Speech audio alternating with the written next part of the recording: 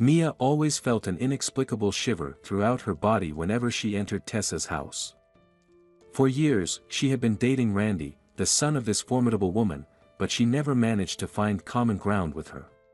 Tessa was in her early 40s.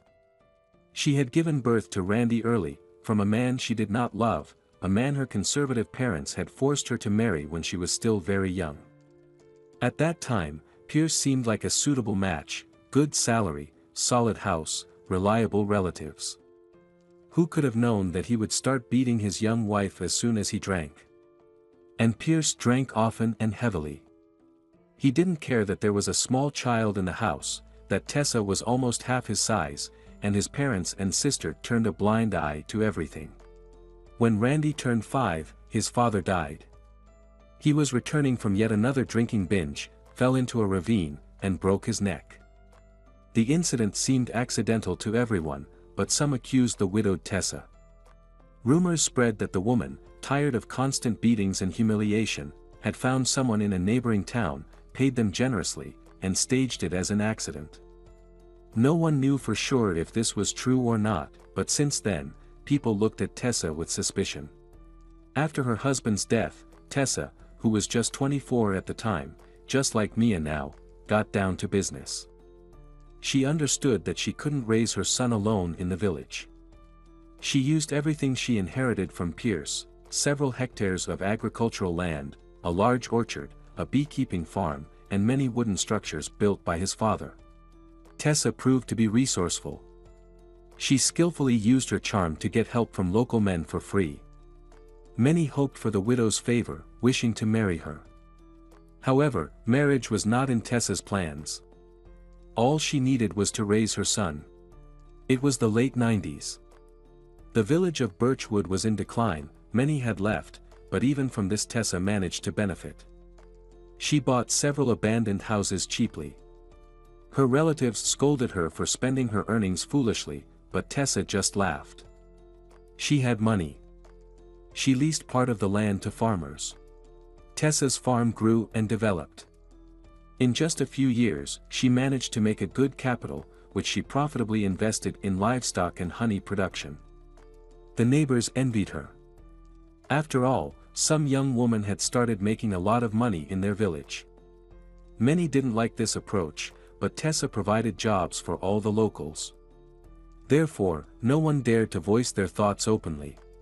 It turned out that the plots she had bought earlier had sharply increased in value.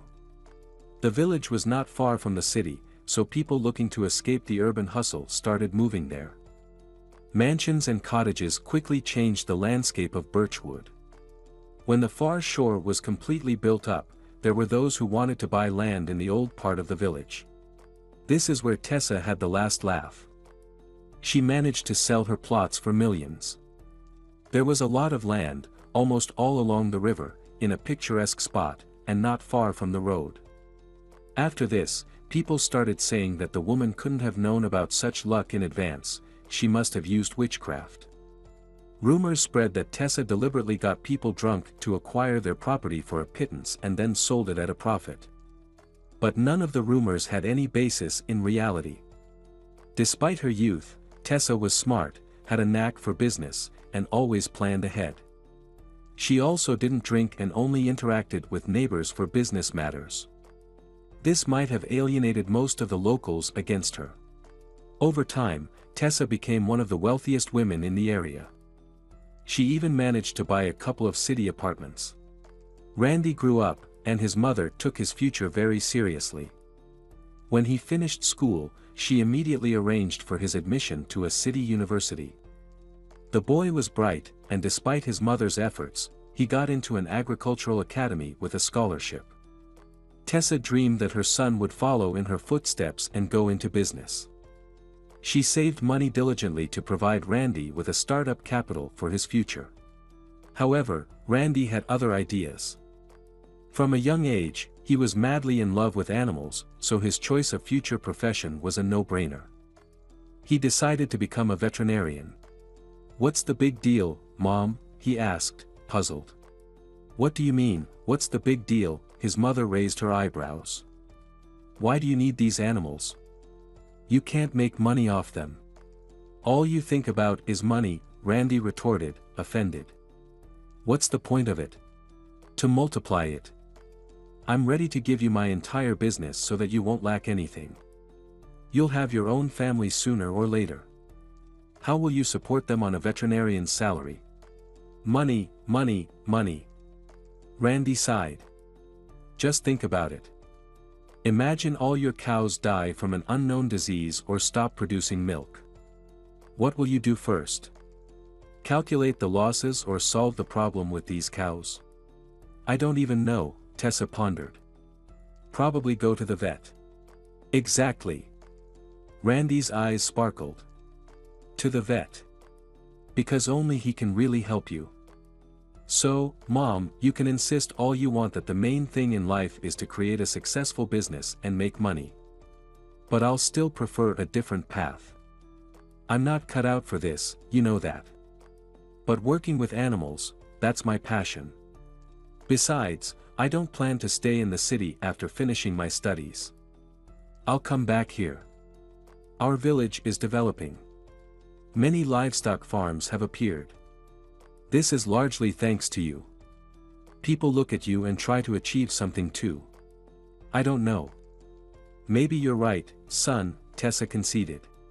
It was hard for Tessa to yield, but she loved Randy more than her own life. If he chose a calling for himself, she had no right to contradict him. She doubted he would come back, but Randy did return, as promised, and even opened his own small practice. His arrival in the village was well received. Before, they had to call a vet from a neighboring village, and by the time he arrived, it could be too late. Moreover, the vet wasn't very good, but Randy's practice took off immediately. He had a natural feel for animals, could quickly identify problems, and provide timely help. The young man, fresh out of school, quickly became popular in all the nearby villages. Randy would set out in any weather and at any time of day if he was called, no matter how far he had to go. His mother bought him a good SUV, which he ironically called his emergency rocket. While his mother still instilled fear among the locals, bolstered by years of rumors, Randy's kind nature endeared him to everyone. Mia couldn't resist his disarming smile. Randy had just returned from the city and set up his practice in a cottage specially built by his mother, Tessa, next to their large house. Mia worked at the local store. That day, she was doing inventory. She spent almost until nightfall in the stockroom, checking the supplies. When she stepped outside, it was already dark. Her home was not far, but part of the route went through an unlit section along a ravine. As she walked, Mia heard a pitiful whimper. She shone her phone flashlight towards the sound but saw nothing in the thick bushes. She was about to continue when the whimpering repeated, more distinctly and tragically this time. Mia approached the ravine. To see anything, she had to lie down on the ground. Below, in the bushes, something light-colored was moving. When the flashlight beam touched it, it trembled and cried again. Mia didn't hesitate.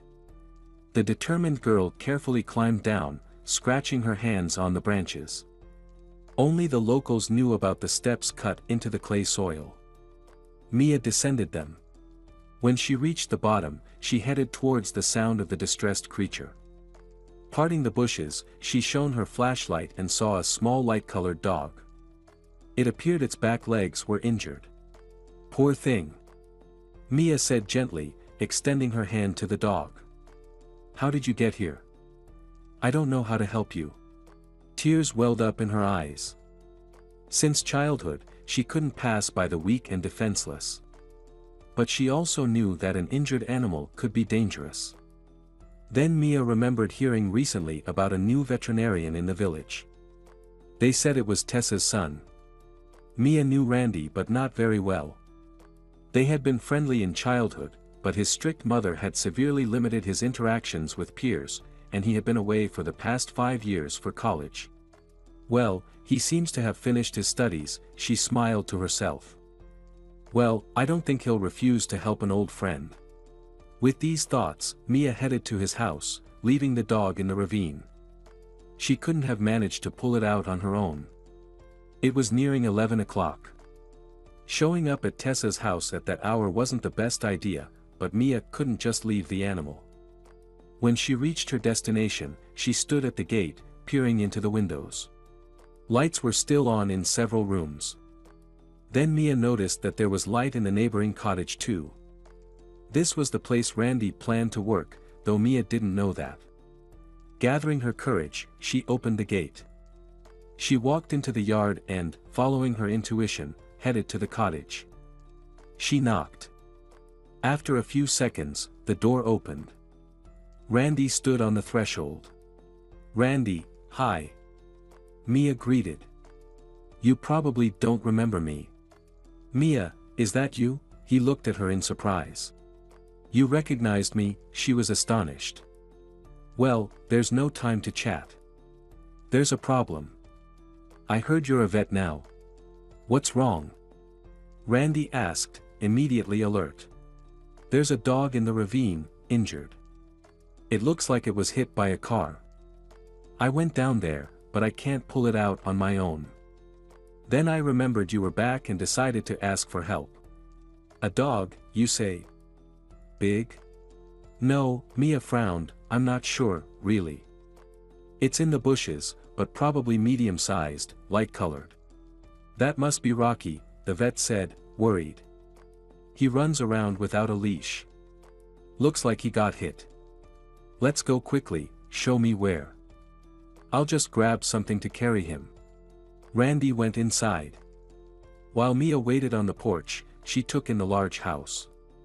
The building seemed impressive. Their house was the wealthiest in the whole area. Sure, there were fancier homes on the other side of the river, but those belonged to newcomers. Among the locals, Tessa had no equal. This was a brick house, standing out against the wooden homes of the other villagers. Mia's parents also had a stone house, but it was much simpler. And Tessa's plot of land was beyond praise. It was clear that the owner put a lot of care and money into maintaining the garden. As Mia admired the view, Randy reappeared. "Ready to go?" "Your house is beautiful," she remarked. "The house? Oh, yeah, that's all my mom's doing. She doesn't know where to spend her money, and she doesn't want to move to the city. So, she keeps herself busy here. And I'm grateful because she set up a great place for me. I have serious plans. I remember. You always dreamed of working with animals since childhood." Mia struggled to keep up with Randy's long strides. "Yes, I did. My mom was against it, of course. She only cares about money. But what about helping others? Young specialists don't really want to come here, but for me, it doesn't matter. City or village, there's no crazy competition here. Just specific problems. If I can solve them, I should." "That's a great approach." Mia genuinely admired him. "I dreamed of moving to the city for a long time, but it didn't work out. Then my mom got me a job at the store.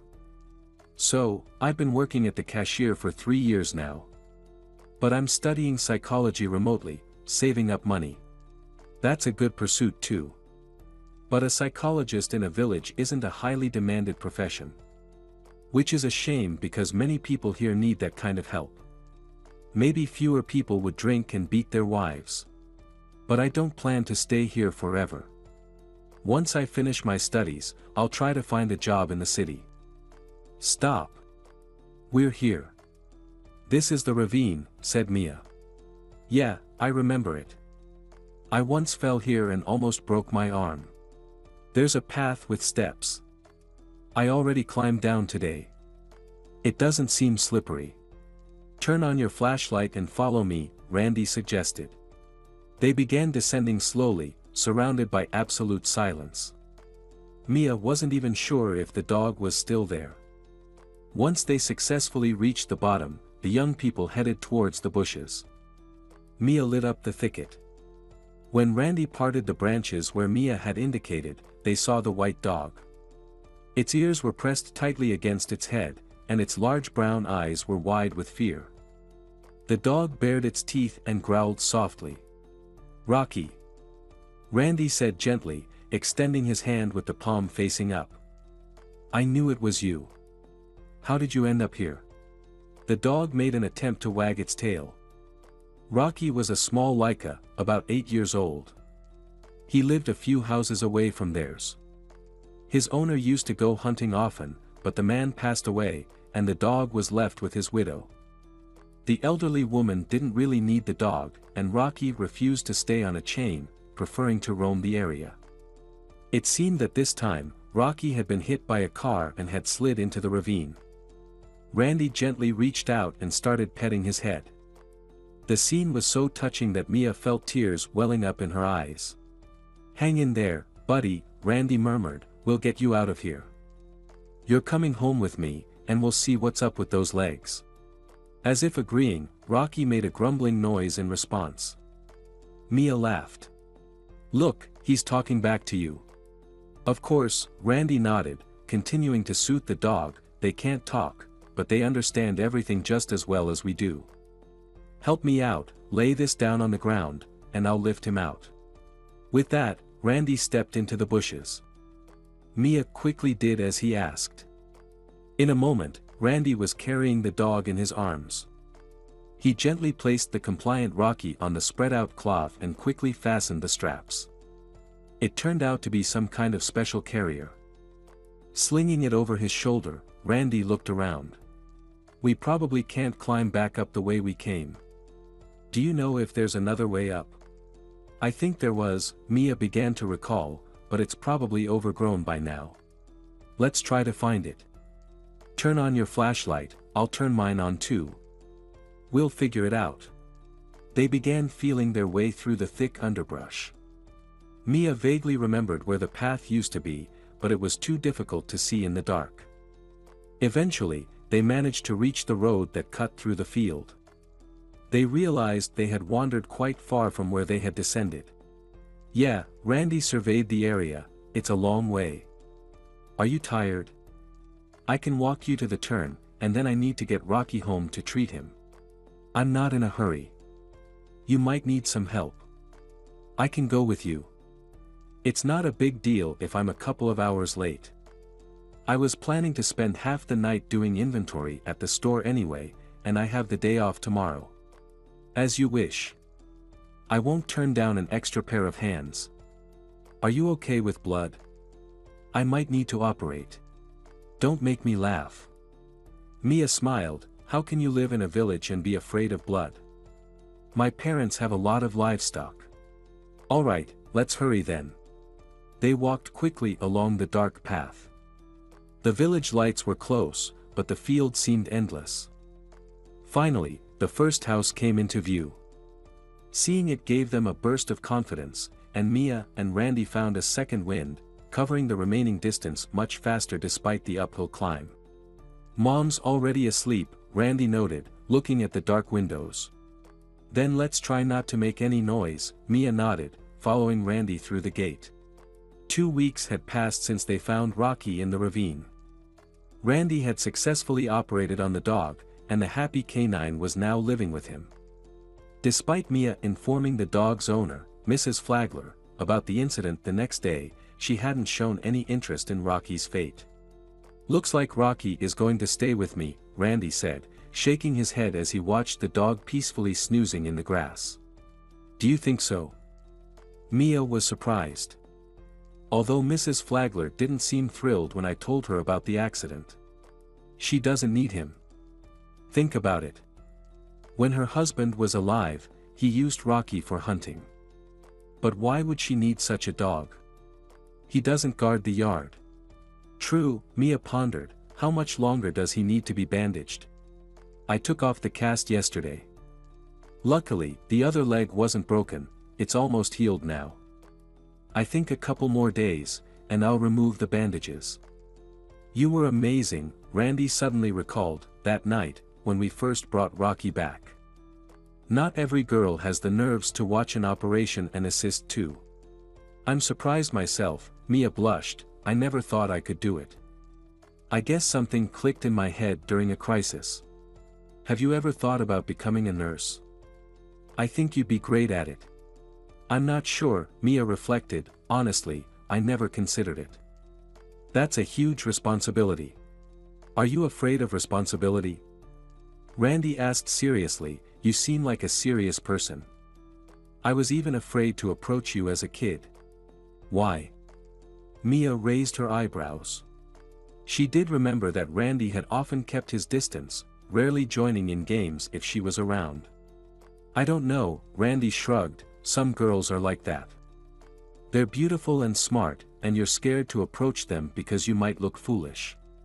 You were afraid of looking foolish around me? Yeah. You, compared to me? Don't make me laugh, Randy. Everyone knows you're the smartest guy in our village. You have a higher education and have always been clever. That's not what I mean, Mia. Intelligence and wisdom are different. Even if I went to college 1,000 times, it wouldn't make me wiser. You really think I'm wise? Mia, you underestimate yourself. You're studying to be a psychologist. That requires understanding people's souls, and that's a talent. This studying is tough. Maybe it would be easier if I were in the city, Mia said. It has nothing to do with the city, Randy objected. What matters is the desire for knowledge and your potential, not the location. Believe me, you'll prove yourself. I hope so, Mia sighed. There's no one to talk to here. The girls seem to think about trivial things, and the boys have only one thing on their minds. But you have me. You can talk to me anytime. I find you interesting, and I'm not a bad conversationalist. If it weren't for Rocky, I wouldn't have dared to knock on your door. It was all by chance. There are no coincidences, Mia. Everything happens for a reason. If Rocky ended up in that ravine for you to find him, it was probably meant for us to meet. Do you really think so? Mia blushed.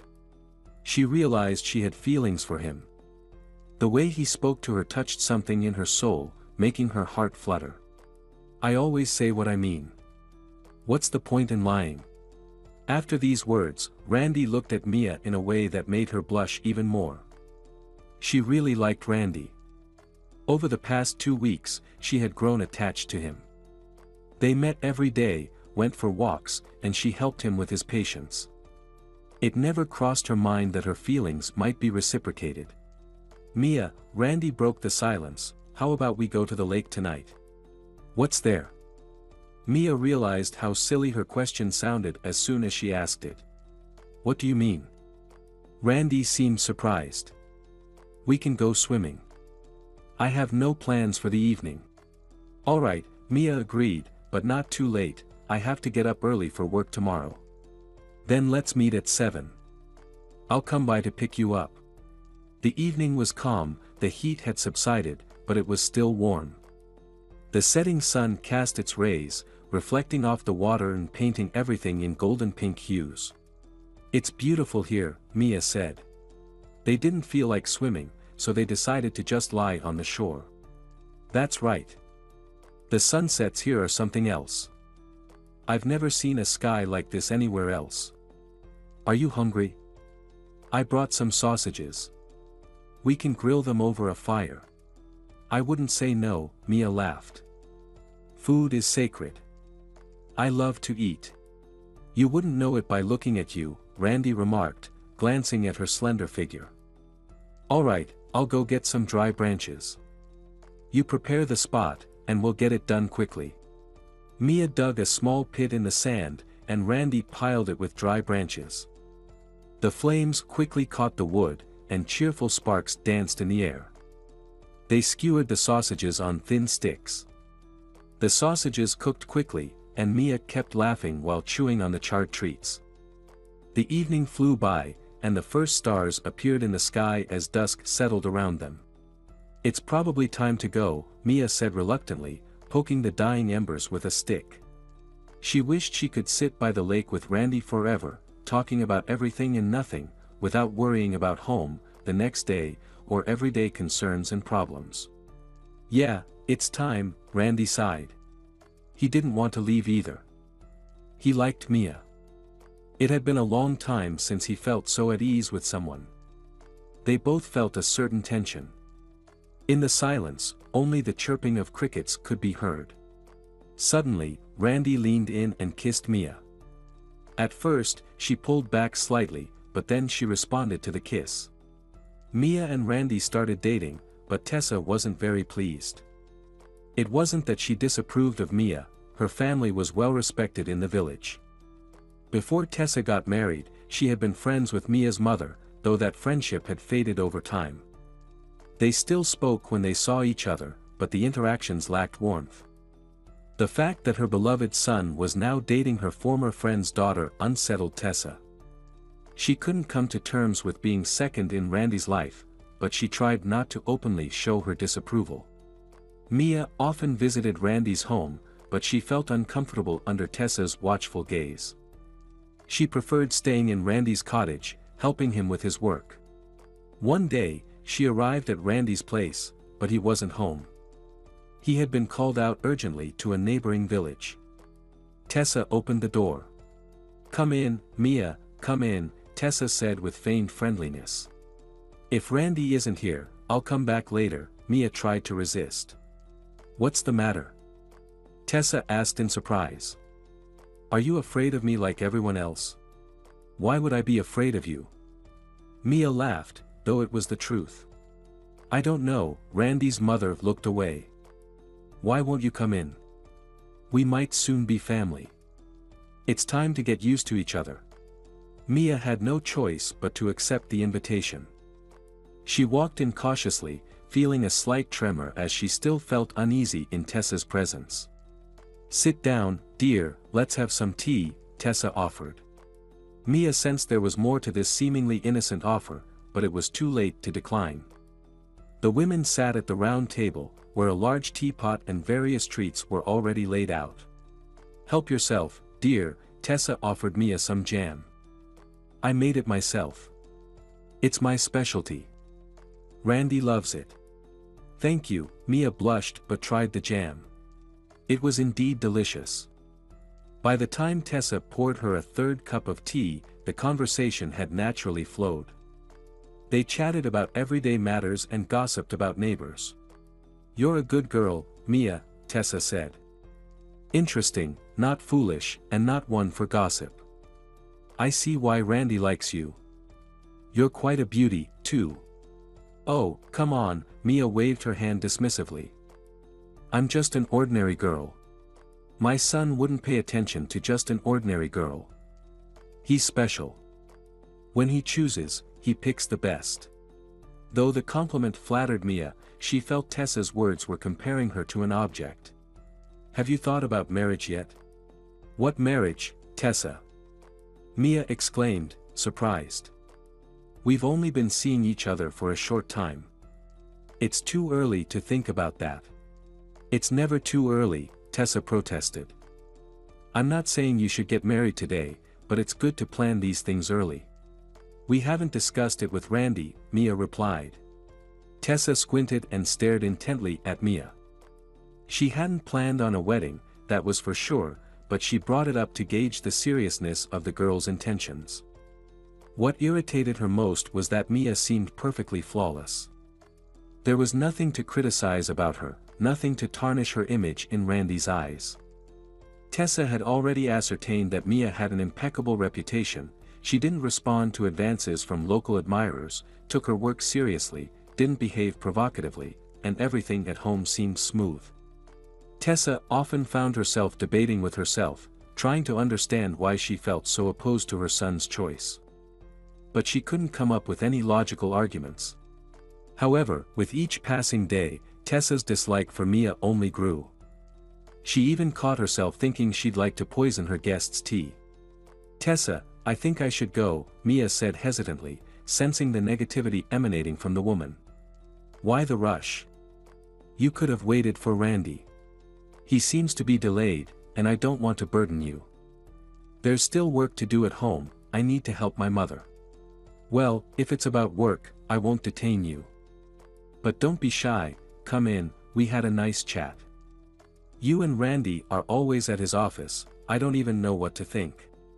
"Oh, Tessa, we're not up to anything like that. I just don't want to intrude." "Intrude? Do you think I'm so busy? I have help with the household chores. And if you're thinking I'm always earning money, that's not true at all. I don't know what people are saying about me, but I'm not such a terrible person. Why does it matter what people say? Protested Mia. Can you really believe all those rumors?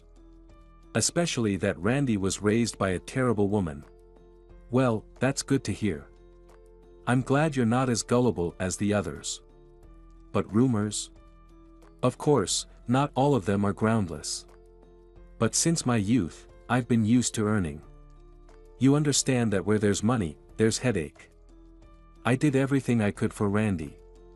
When my husband died, we were left alone. We didn't have any relatives to rely on, so I had to pull myself together. I really respect you, Tessa. There are very few people like you, especially here in the village. Why don't you move to the city? Aren't you bored here? What would I do in the city? It's too early to retire, and everything is settled here.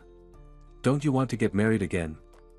You're still young and beautiful, I bet many would still propose to you. Don't be ridiculous, dear. What marriage? No one can handle my character. Besides, I've grown used to being alone.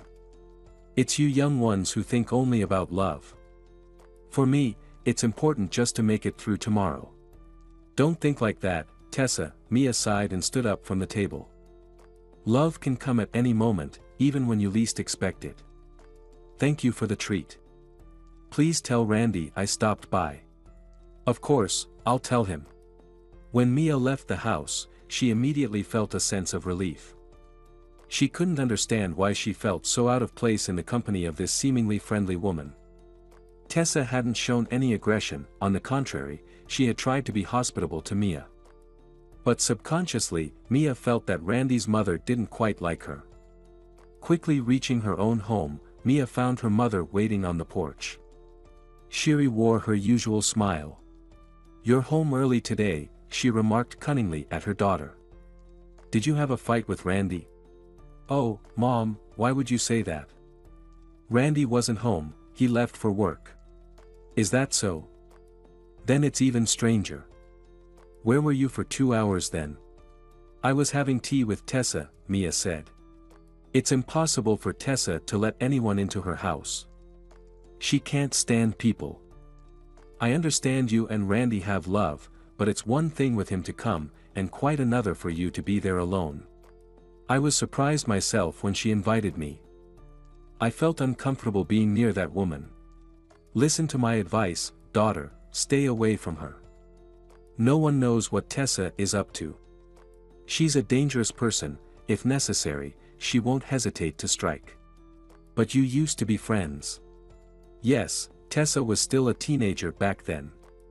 Her parents kept her under strict control. She used to sneak out through my window at night. We would sit and talk for hours. She wasn't cut out for that kind of life, but what could she do? Her father wouldn't let her go to the city for anything. In his view, a woman's fate was to bear children and manage the household so that her husband wouldn't get upset.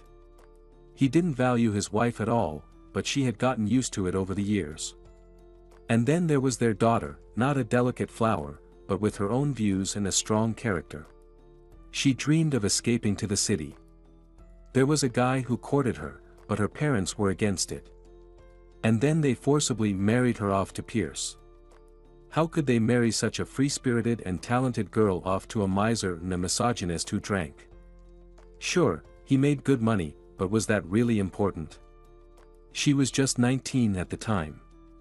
She was afraid to argue with her father. They still wanted to run away with that boy, but her father found out. He made a deal with Pierce, and they got revenge on that boy. And what happened? Mia was horrified. They beat that boy badly. They hid it from Tessa. She probably still doesn't know that he didn't leave her but was just afraid of her father. They told her he ran away to the city with some girl. They rushed him to the city hospital that night, and they never found out who did it. He never came back here. And you know the rest. Is it true that she's involved in her husband's death? People say all sorts of things. But you can't believe everything. I knew Tessa well. She couldn't have taken such a sin upon her soul. She's a tough, harsh woman, but not capable of crimes. Pierce was to blame himself. Why the hell was he drunk driving home at night? He knew the road was bad, lots of ditches. He crashed and broke his neck. Now Tessa has to live with those shameful glances her whole life. I feel like she doesn't like me, Mom, Mia sighed. If she's talking to you and having tea, she probably doesn't hate you. That's good. Of course, you're after her son, and she's a terrible owner in that regard. We rarely talk now, but we were good friends in our youth. Once she got into business, she forgot about everything else. Randy is her only joy.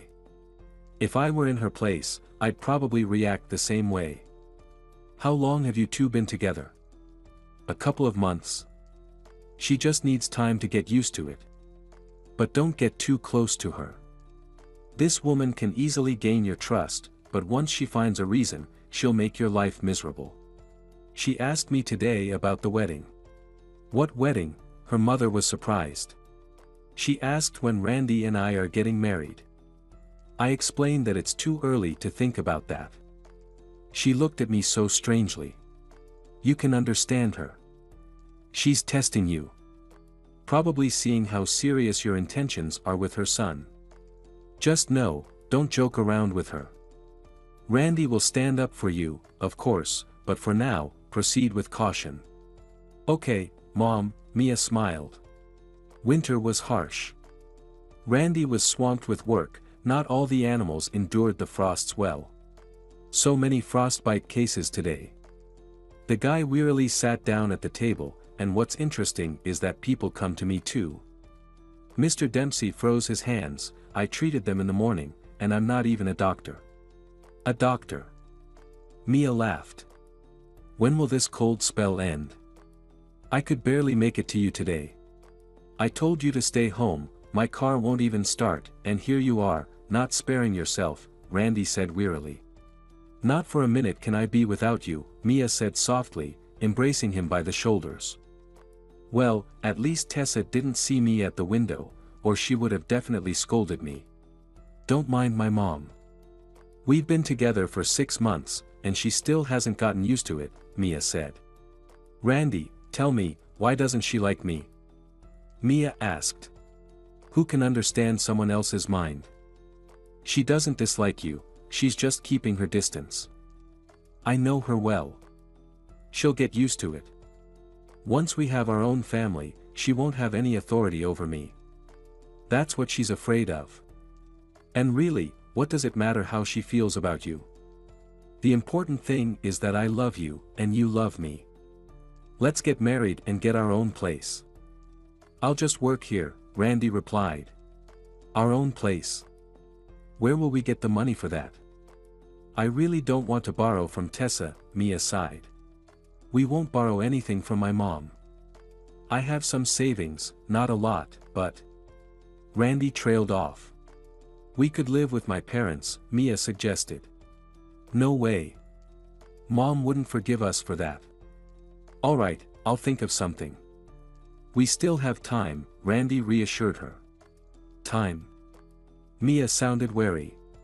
Yes, I think we should have our wedding in the summer. It'll be a year since we've been together. It's the perfect time, Randy suggested. Are you proposing to me like this? Mia was surprised. Why not? Randy smiled. Sorry, of course, no ring, though. Randy jumped up from his chair and rushed out of the room. A couple of minutes later, he returned with something in his hand. I'm really sorry I didn't think about this beforehand. I didn't expect us to have this conversation now. I wanted to prepare more carefully. Anyway. Randy knelt in front of Mia and opened the box he held in his palm. Mia gasped. A beautiful blue stone sparkled against the red velvet. A ring, was all she could say. Mia, will you marry me? Randy's eyes gleamed. Of course, yes. Mia exclaimed. You're out of your mind. This is a whole fortune. Let's get one thing straight. It doesn't matter how much it costs. If I believe only you deserve to wear this ring, then so it shall be, Randy said gently as he slipped the ring onto Mia's slender finger and kissed her hand. I don't know what to say, Mia whispered. You've already said the most important words in life. The rest doesn't matter, Randy assured her. Now, what about telling Tessa? I won't be able to hide this from my parents, Mia pondered. We can tell my mom right now. Let's go. We'll visit her, Randy suggested. No, Mia recoiled. I'm scared. Silly girl, what are you afraid of? Randy chuckled in surprise. She won't eat you. This is our choice. Mom has no right to object. So don't be afraid. I think if she hears about it first, she might even be flattered. Alright, Mia relented. Mia still had her doubts. There was a lingering sense of unease in her heart. They hastily dressed and rushed out of the clinic into the chilly courtyard. The couple quickly made their way to the porch of a large house and, laughing, entered inside. Rocky joyfully barked, having claimed his spot under the stairs. Randy kissed Mia, who was laughing, when suddenly Tessa appeared nearby. You shameless pair, she dryly remarked. Hello, Tessa, Mia murmured, her playful mood instantly evaporating. Hello, Mia, Tessa's tone was not particularly friendly. The couple moved to the kitchen. Tessa made them tea and seated them at the table. Mom, Randy said seriously, we have news for you. I'll tell you straight away, you'll be the first to know. Very interesting, Tessa skeptically eyed her son. Today, I proposed to Mia.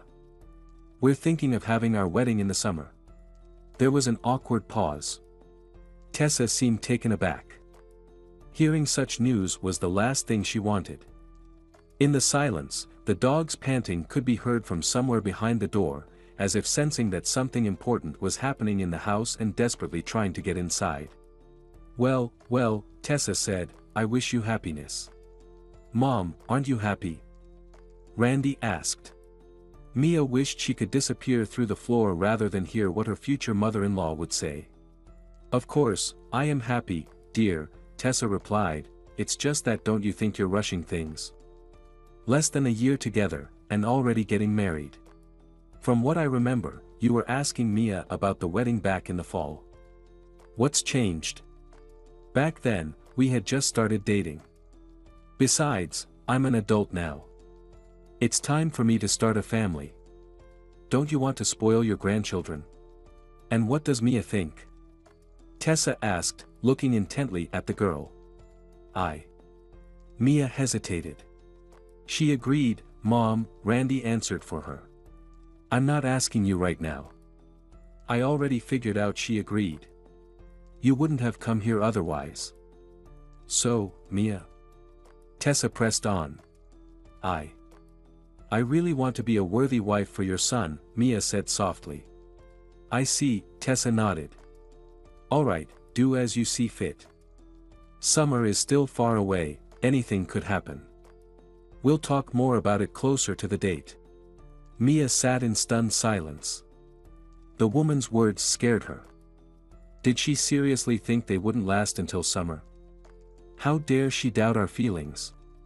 Mia was burning inside, but externally, she showed none of it. Of course, she didn't want to let go of her son, but this couldn't go on forever. He was 25 already, it was time to have children. If she doesn't genuinely rejoice now, I won't have peace. And I'll have to move. I definitely won't survive under the same roof as her. And where do you plan to live? Tessa asked, seemingly reading Mia's thoughts. Well, Randy said, I think I'll figure that out by summer. I have some ideas. So, you want to move out of here? Tessa clarified. We could live in the cottage for a while, but it's not really set up for living, so probably not, Randy replied. Don't tell me, Randy, you plan to move to the city? Mia? Tessa questioned. Mia seemed to wake up at the sound of her name. What? Move to the city? No, of course not, Tessa. Why move to the city? Everything's going well for Randy here.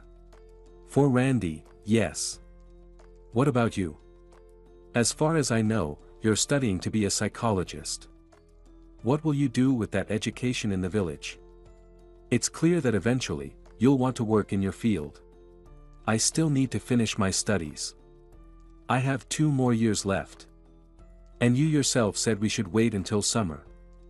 What's the point of speculating now if everything could change? Mia responded cautiously. Mia unexpectedly found courage. It turned out to be her mistake. Tessa, realizing that her own words had backfired, fell silent. However, she quickly put on a friendly smile. Fair enough, dear, she said. Let's live and see. Mia didn't stay long and started to gather her things to go home. Randy offered to walk her out.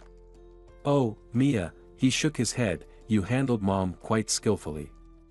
I just worry she might be offended now. No one has dared to contradict her so openly before. Do you think so?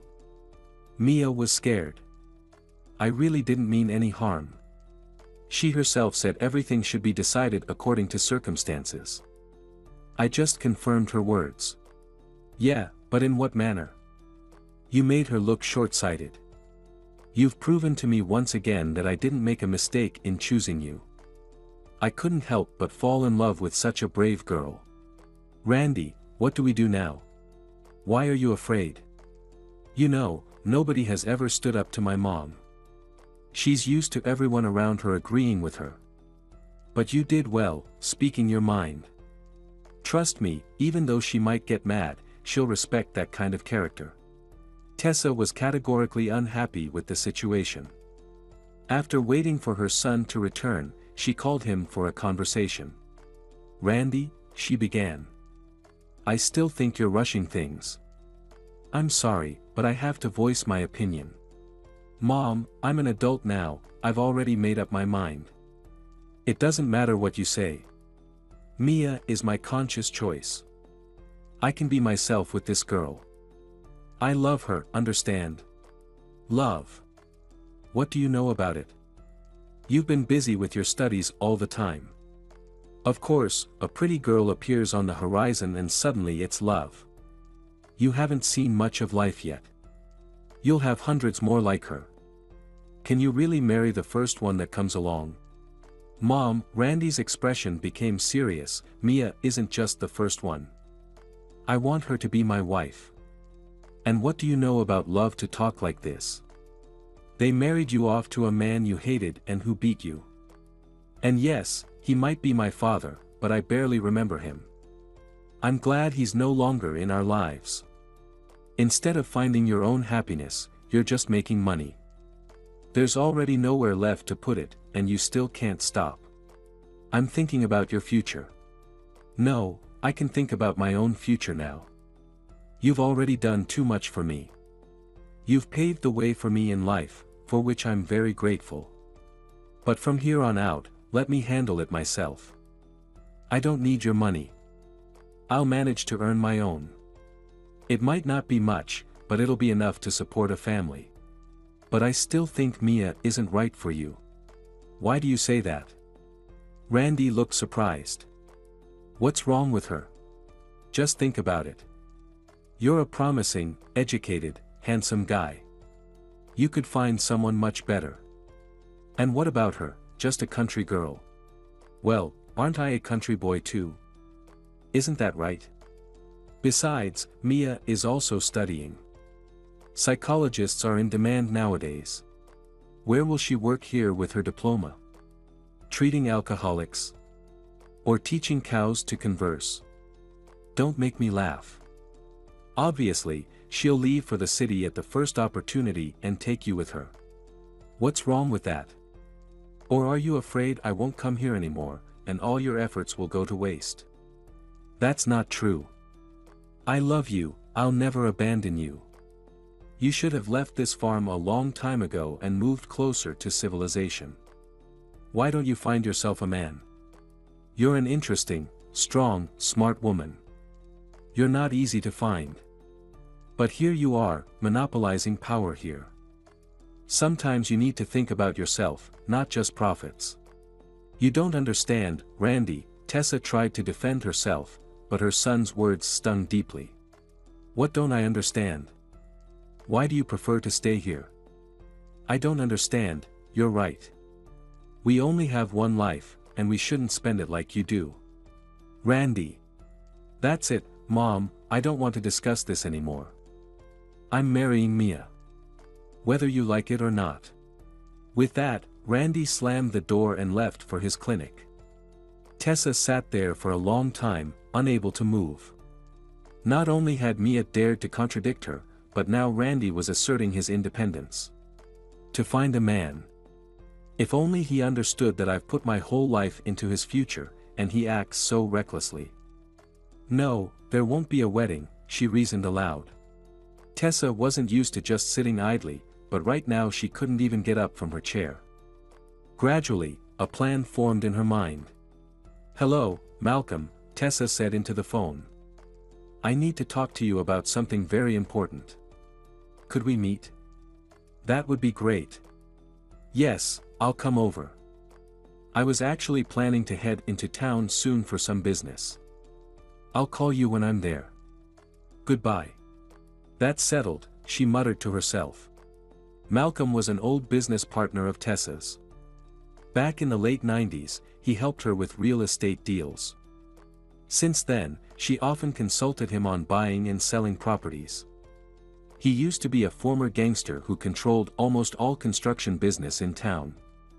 He even proposed to Tessa once, but such offers seemed unserious to her, and she didn't want to tie her life to a dubious criminal authority. Besides, she was also somewhat afraid of Malcolm. However, he insisted she could turn to him if she ever needed help, and Tessa decided to take him up on that offer.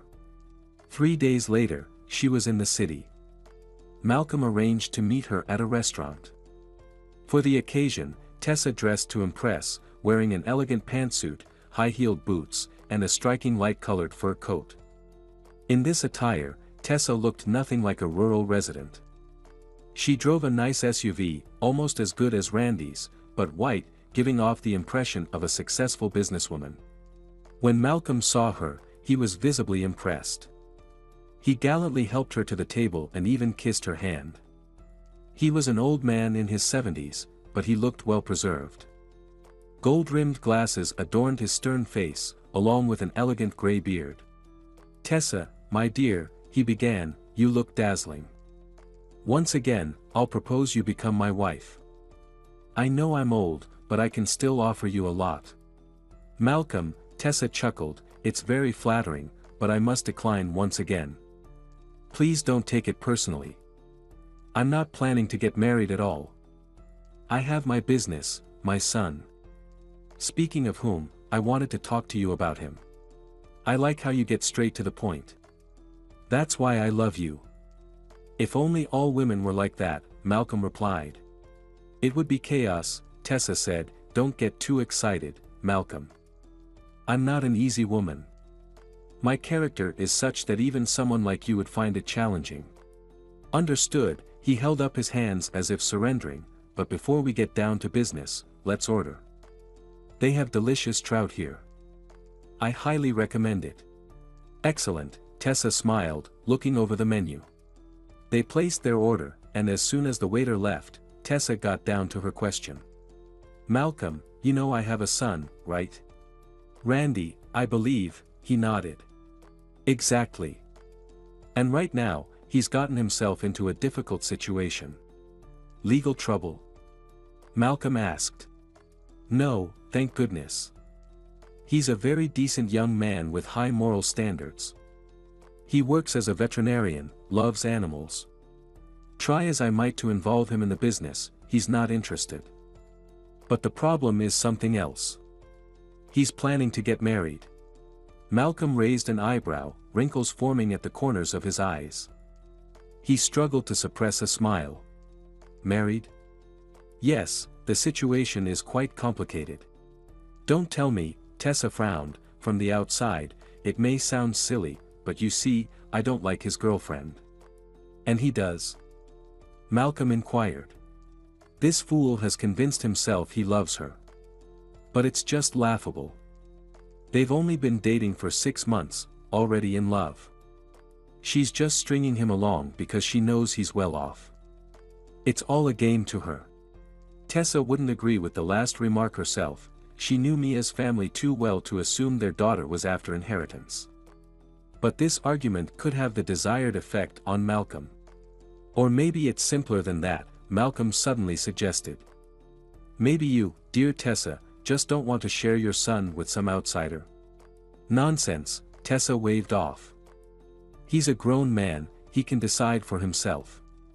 But until I approve of his fiancée, there won't be any wedding. Tessa, I look at you and I can't quite figure you out. You seem like a modern woman, but your views are quite conservative. Why not just cut off his funding and inheritance temporarily to test how sincere this girl really is towards him? Make sure she's not just another gold digger. Comfort your son afterwards and give everything back to him. Until he learns from his mistakes, trying to teach him is futile. I don't like her, Malcolm, Tessa almost shouted. I know perfectly well she doesn't need my money. They're moving out of my house just to start everything on their own. Fools. Why don't you like her? He asked. Is she from a drinking family? Not attractive, stupid, mediocre. None of that, Tessa covered her face with her hands. Then what's the matter? I don't understand. I just don't want Randy to marry her, that's all. Isn't that enough? Well, all right. Arguing seems pointless. How can I help in this situation? Tessa immediately dropped the role of a suffering mother and assumed a businesslike demeanor. Malcolm was once again amazed at how cunning this woman could be. I thought the best way would be to discredit Mia. The problem is, she's almost like a nun. So many guys have pursued her and still do, but she turns them all down. But she liked my Randy. So maybe it's fate, he suggested. Stop it. Among country folks, he looks like a king. But I think if a guy comes to our village who makes Randy look like a simpleton by comparison and starts actively courting Mia, no woman can resist. Especially if this attractive and well-off man promises her a life of luxury for good measure. For some reason, this plan doesn't seem to work with you, he chuckled. All right, I understand. I suppose I should find such a young man. Exactly, Tessa air-kissed Malcolm. But it has to appear completely coincidental from the outside. Their meeting, their interaction, everything. When this guy charms her, and I'm sure he will, Randy will immediately see what he's gotten himself into and dump her. Genius. Malcolm's expression didn't reveal whether it was sarcasm or genuine admiration for Tessa's plan. I was starting to think you wanted to get rid of the girl yourself, he said. All right, Tessa, it'll be as you say. I'll do everything, as long as it makes you smile. Spring arrived quickly. The sun was so intense that flowers began to sprout in vibrant patches across the brown earth. Mia was feeling bored at the shop. Randy had gone away for a week to attend some veterinary conference. She had been alone for 3 days now. Only 4 people had visited the shop all day. Among the visitors was one of Mia's friends, Jess. She rushed into the store and immediately gulped down a bottle of water. Oh, Mia, you won't believe it. Jess exclaimed. What's going on? Where were you running from? Was someone chasing you? Mia asked. You're such a fool. Jess laughed. I just saw the most amazing guy. Come on, tell me who impressed you so much. Remember that house they've been building for ages at the bend of the river? The one that looks like a castle? Of course, I remember. I walk past it every day. But I've never seen anyone living there. They've finally arrived. Or rather, he has. I don't think he's married. Who is he? Can you tell the story normally? Okay, so I was walking near the Appleby house, which is a pretty deserted place. What were you doing there? Oh, I was coming from Brian's. Spent the night there, Jess said casually. Mia just shook her head, marveling at her friend's carefree attitude. That's not important. So, I'm walking, and suddenly these dogs come rushing out of that house. I was in heels, nowhere to run. I froze. They surrounded me, barking.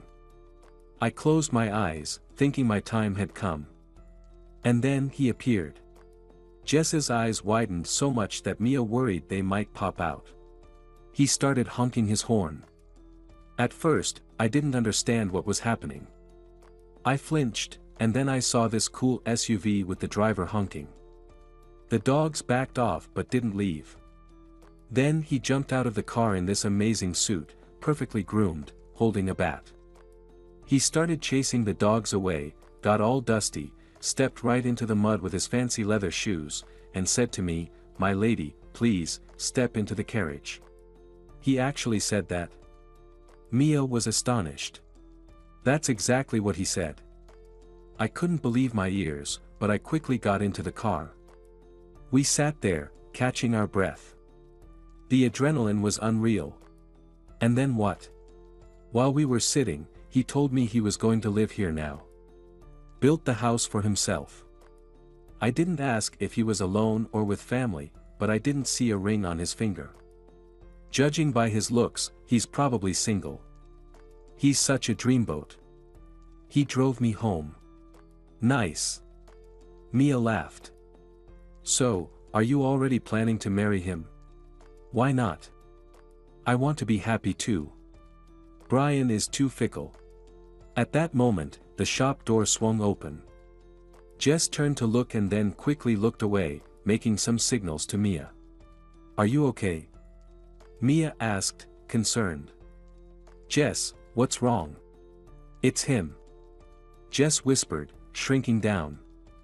The prince. Oh. Mia's eyes widened, and she quickly glanced at the newcomer. Good afternoon, ladies, the visitor said in a pleasant baritone. Oh, my old acquaintance. Didn't expect to see you again today. I just came to the shop, Jess replied. Didn't get chased by dogs again, did you? Jess just told me that wonderful rescue story, Mia couldn't help but say. For some reason, her friend's behavior struck her as ridiculously funny. There was nothing wonderful about it, the young man laughed.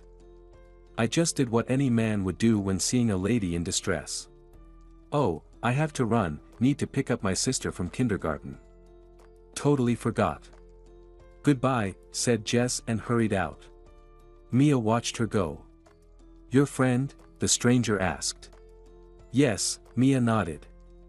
And you're our new neighbor? Kerr, the guy extended his hand to Mia. She introduced herself and shook his hand. Yeah, I built the house here. Maybe you've seen it, looks a bit like a castle. Of course. We always wondered who could afford such a mansion. It's my parents' whim. They've always dreamed of a family estate. So I decided to give them a special gift. We have a big family, so we'll fit. 2 sisters, mom, and dad. The girls will get married soon. If they want, they can live here with their families too. Wow, those are some plans. And your wife and kids? Sorry, that might have come out wrong. No, it's fine. I'm not married, haven't started a family yet. I'm only 33, need to earn enough to support a family first, then start one. That's my life principle. So I earned, built the house, but still haven't found the right candidates. And you decided to find a partner in the village? Mia laughed. Why not? I see the girls here are beautiful and seem smart too. Plus, I plan to settle here for good. My business runs fine without my constant presence. And if I find a wife here, I won't have to convince anyone to move. Interesting approach. Well, I can help you find a bride. Just hint at what kind of girls you like. Someone like you, Kerr suddenly said. Mia suddenly blushed. She didn't even know what to say. Sorry if I embarrassed you, the young man began to apologize. I didn't mean to. Well, actually I did, but... In short, you're my type. It's clear you're not just pretty but also smart. You can stand up for yourself and... Mia prompted. Beautiful, Kerr admitted, looking a bit flustered. Okay, I understand. I'm sorry, Kerr, but I can't reciprocate your feelings. I have a fiancé whom I love, and we're getting married this summer. But you can count on my help. I'll show you around, introduce you to the locals, and then you're on your own. Great, the young man said, visibly relieved. That's all I hoped for. I hope it's not too much trouble. Randy, my fiancé, is away right now, and I have 3 days off ahead. So, if you have time, let's meet tomorrow and take a walk. You can come to my place, and I'll introduce you to my parents. They are quite the characters. My dad knows everything about everyone in town, Mia smiled. Alright, I'd love to. See you tomorrow then. See you tomorrow, Mia echoed. Wait. What's wrong? Kerr turned around. You didn't buy anything. Oh, right. Thanks for reminding me. Kerr smacked his forehead in an exaggerated gesture, making Mia laugh. As promised, Kerr arrived at Mia's house the next day. She was sitting on the porch, sipping tea. When the man walked through the gate carrying a huge bouquet of roses, she almost dropped her cup. Oh my goodness, are you crazy? She exclaimed in surprise. It's impolite to come empty-handed. I thought flowers would be the best gift. Where did you get these roses? They don't sell such flowers around here. I went to the city early this morning. And you didn't mind the trouble? If you don't want to accept the bouquet, we can give it to your mom. Alright, Mia smiled. People would misunderstand if I accepted flowers from a man I barely know when my wedding is soon. Yes, it's probably tactless on my part. No harm done. Let's consider it a gift for all of us. My dad loves roses too. He even tried growing them for a while. Let's go inside. Mia led Kerr into the house, where they were greeted by Mia's mother, Erin. Wow!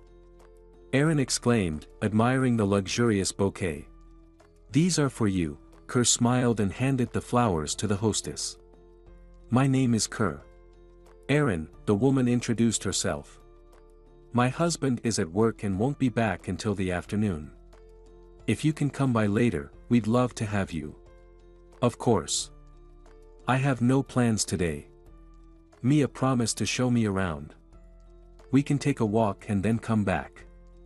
If that's all right with her. It's all right, Mia smiled. I offered to show you around myself. But you're not dressed for this area. Kerr looked at himself. A classic dark blue coat, polished shoes, and slightly tapered trousers with sharp creases. Yeah, you're probably right. I didn't think about it. We can drive around a bit, and then I'll find something more suitable for a walk. Agreed, Mia nodded. Let me just grab my jacket, and we'll go. Mia and Kerr got into the car and drove around the area. The scenery isn't at its best right now, but in the summer, it's incredibly beautiful. And your house is right by the river. Mia, have you always lived here? Yes, my parents were born here too. And such a beautiful and interesting girl wants to spend her whole life in a village. You should move to the city, there's so much out there. What's in the city? I like it here. I'm getting married soon. Randy doesn't want to leave either. He has his practice here. Practice? Yes, he's a veterinarian. And a very good one. His mother had different dreams for him, but it's his choice. Interesting. Usually, girls are eager to leave the village. Of course. For example, Jess, the girl you saved from the dogs yesterday. She dreams of a better life in the city. Girls leave because life here isn't great. Parents drink, there aren't many decent guys, and there are few job opportunities. I'm lucky to have a job at the store. It's not the most glamorous job, but it works well with my studies. You're still studying? Kerr was surprised. Yes, to become a psychologist. I'm almost done. I think you'd make a great psychologist. Why do you think that? You barely know me. It's hard to judge such things. You immediately inspire trust, you're easy to talk to, and it's clear you care about making others feel comfortable. Maybe, Mia smiled. But I don't think you can build a career here. I know. When I started my studies, I had different plans, but then I met Randy. It's okay. I'll get my diploma, just to have it. I can't leave him here alone and move to the city. Are you sure you want to spend your life with him? Of course, I love him. And I think my psychology skills will come in handy for raising children, for example. That's true. Ah, Mia, it's a shame we didn't meet earlier. I would have asked you to marry me without hesitation. Don't be silly. You need to know a person well for that. You might not have liked me if we got to know each other better. You're wrong about that. But I see this conversation isn't very comfortable for you. I won't push it further, but I hope we can continue to be friends. It's tough being in a new place without friends. Of course. Come visit us. You'll get to know my dad, you'll definitely get along. He's a very interesting man, even if he's a bit simple. After driving around the country roads for a bit longer, they returned. Kerr stayed for tea before heading back home.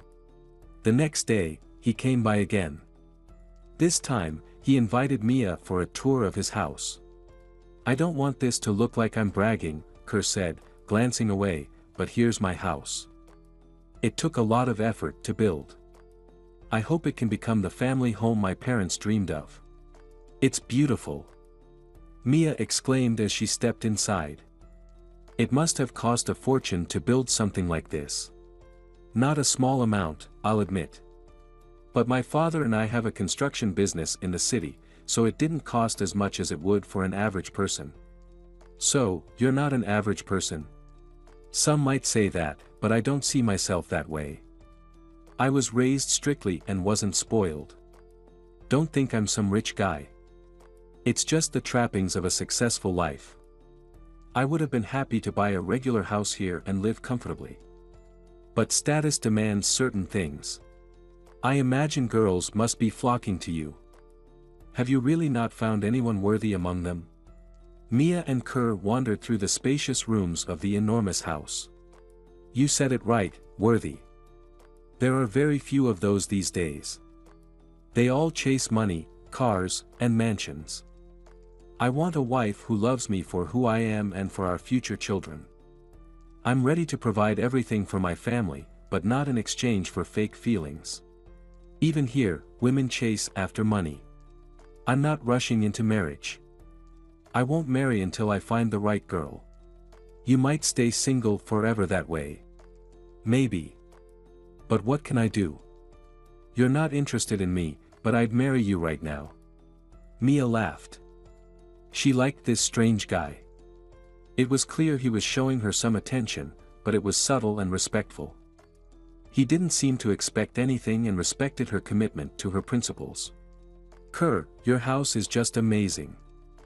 I'd love to live in a place like this, but alas. My offer still stands, he smiled. Just keep in mind, if things don't work out with your Randy, I'll be waiting. When Randy returned from his trip, Mia was overjoyed. She had felt unbearably lonely without her beloved. Of course, Kerr had somewhat helped alleviate her sadness, and time had flown by faster. But now Mia realized that even a short separation from Randy was terrible. So, how was it? Randy said cheerfully, hugging Mia. I hope you didn't miss me too much. Randy. Mia squeaked plaintively, please don't leave for so long again. A week isn't that long. It felt like an eternity to me. I had so many days off and nothing to do. Mia wanted to tell Randy about Kerr, but something held her back. She feared that Randy might get jealous, even though there was absolutely no reason for it. And what did you do? He asked. I helped Mom around the house, hung out with Jess. Some new neighbors moved into that big house by the river. I gave them a tour. Mia thought this general information would be enough. Neighbors? What are they like? Randy inquired. City folks. They decided to set up a family estate here. Their house is huge. So, you kept yourself entertained. Well, now it's my turn to entertain you. Randy said, showering Mia with kisses. Mia felt an overwhelming surge of happiness. Finally, her beloved was by her side. They spent almost the entire day together. Late in the evening, Mia started getting ready to go home. Listen, Mia, Randy frowned, why do you need to go home? I've been thinking, maybe you should move in here with me. There are decent rooms upstairs, we can set up a kitchen. We'll be living together soon anyway, so why not practice now? Won't Tessa mind?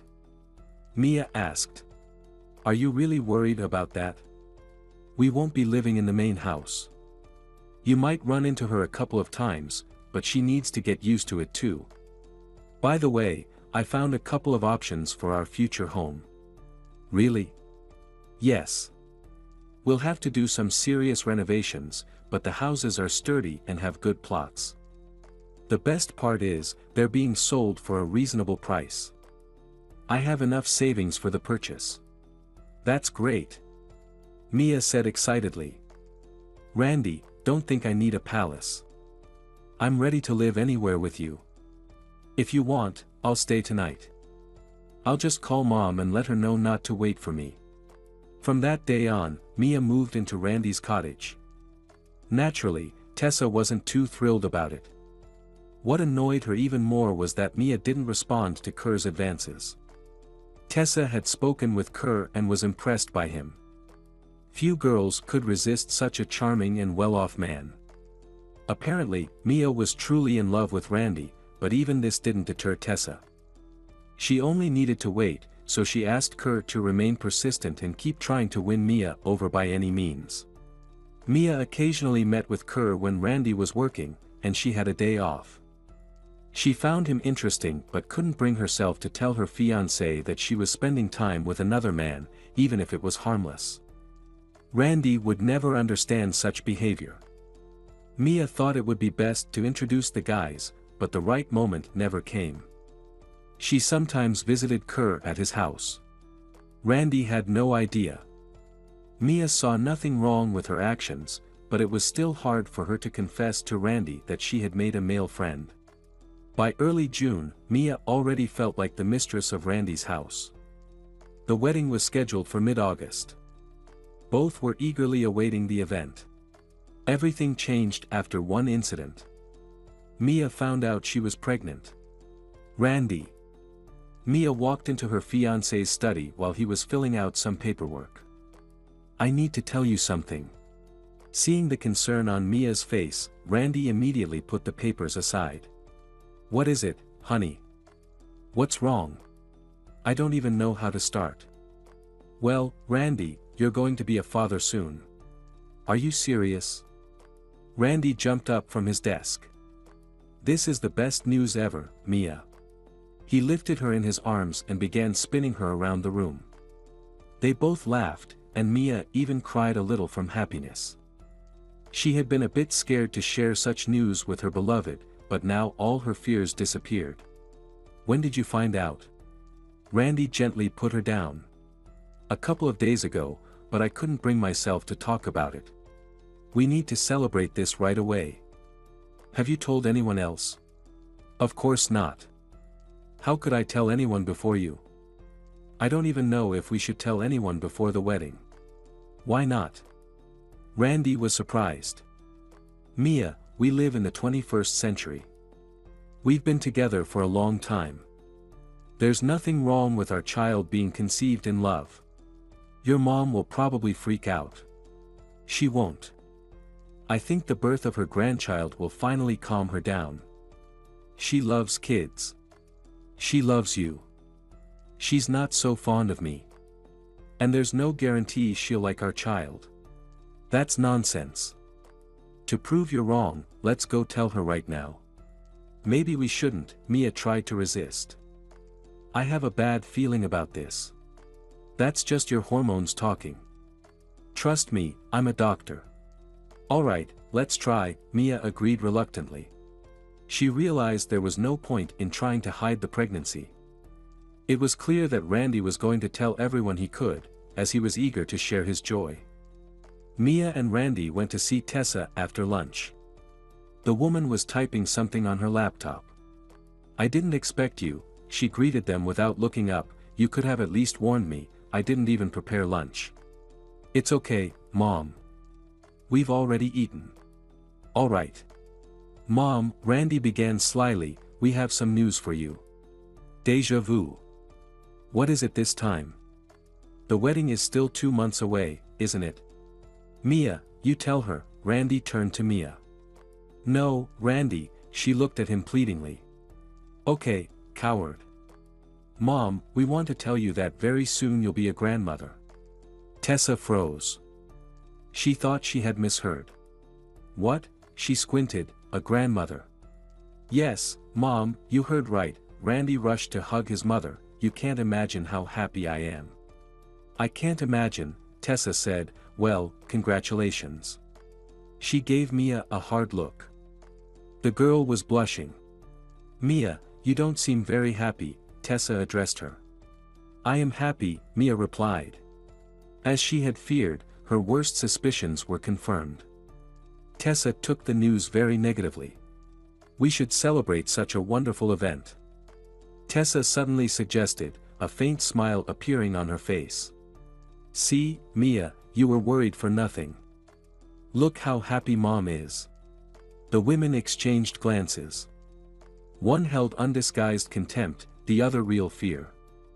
Mia was amazed that Randy didn't notice his mother's lack of shared joy. Of course, I'm happy, son.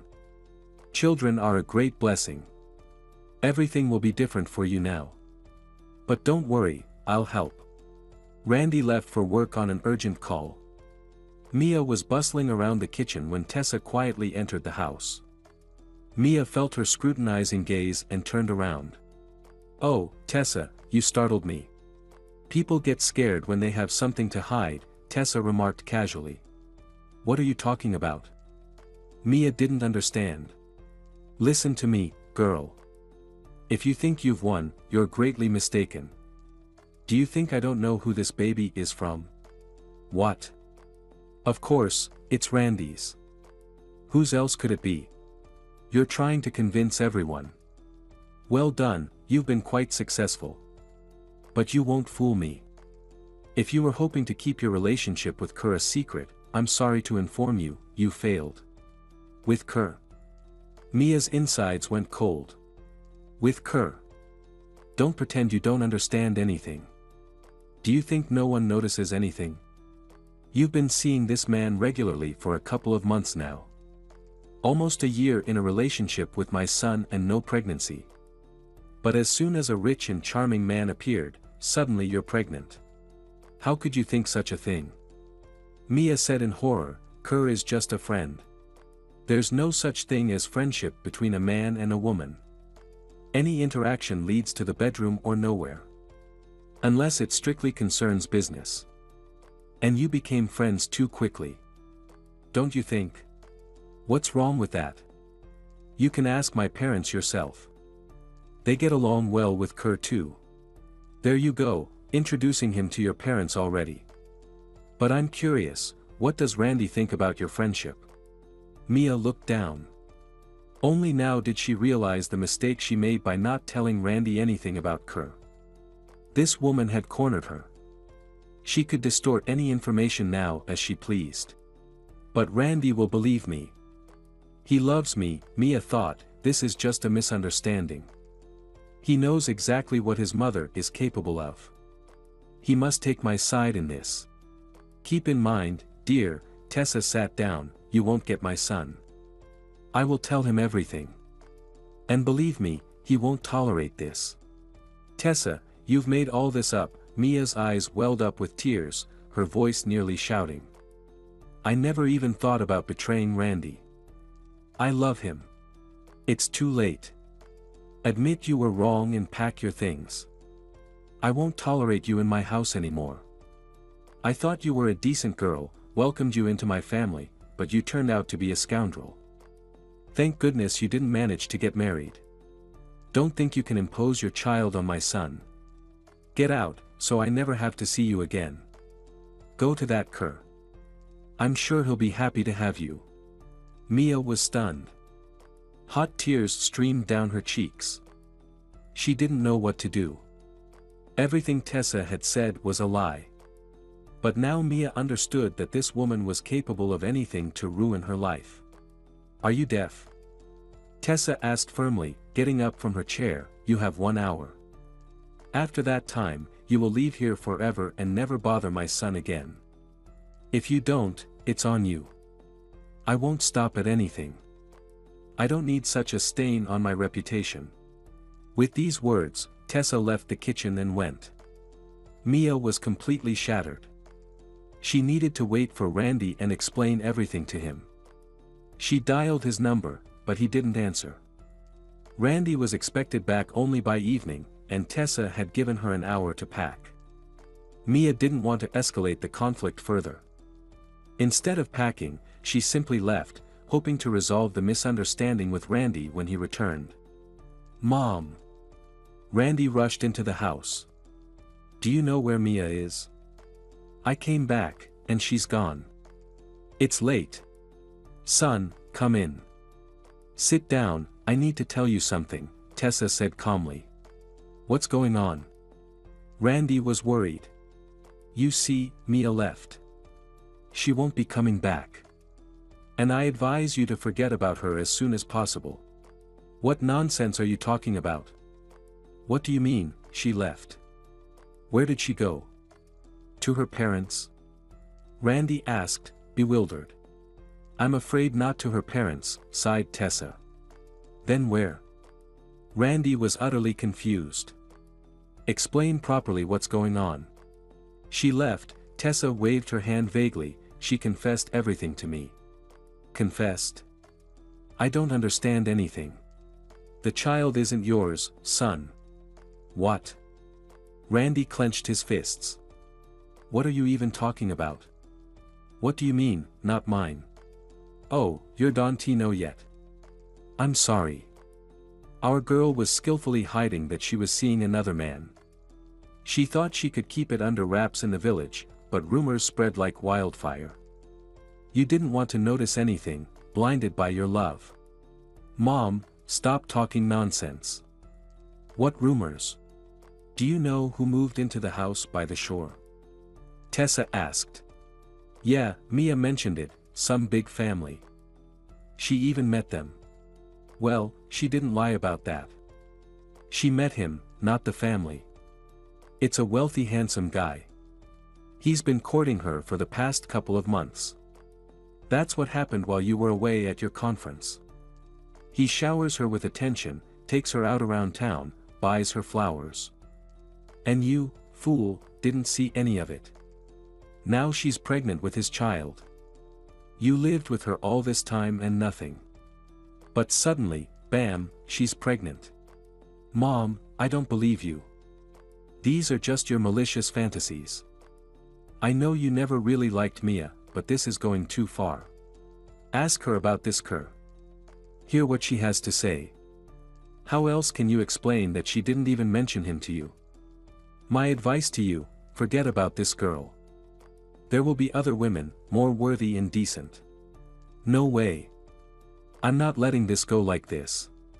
Randy stormed out of his mother's house, jumped into his car, and raced to Mia's place. As he approached the familiar gate, he noticed a luxurious SUV parked in front. Who could be driving such a thing around here, he wondered. Randy got out of his car and headed towards Mia's house. The windows were brightly lit, and loud voices could be heard from inside. Mia's father was angrily saying something, but Randy couldn't make out the words. He knocked loudly on the door. Erin appeared at the doorway a minute later. Her eyes were red, as if she had been crying or rubbing them vigorously.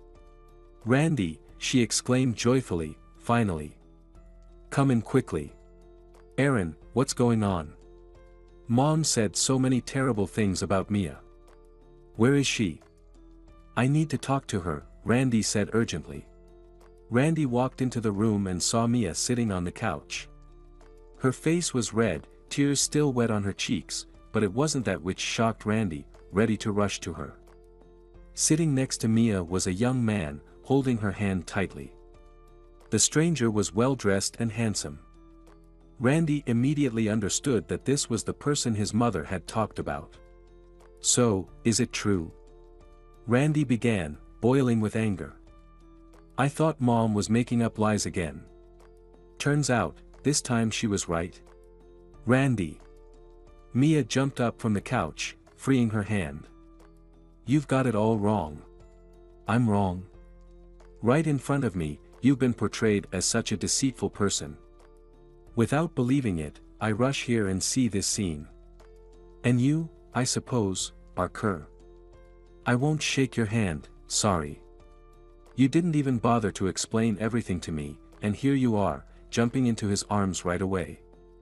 Of course, he's the father of your future child, and I believed in you, thought you were special.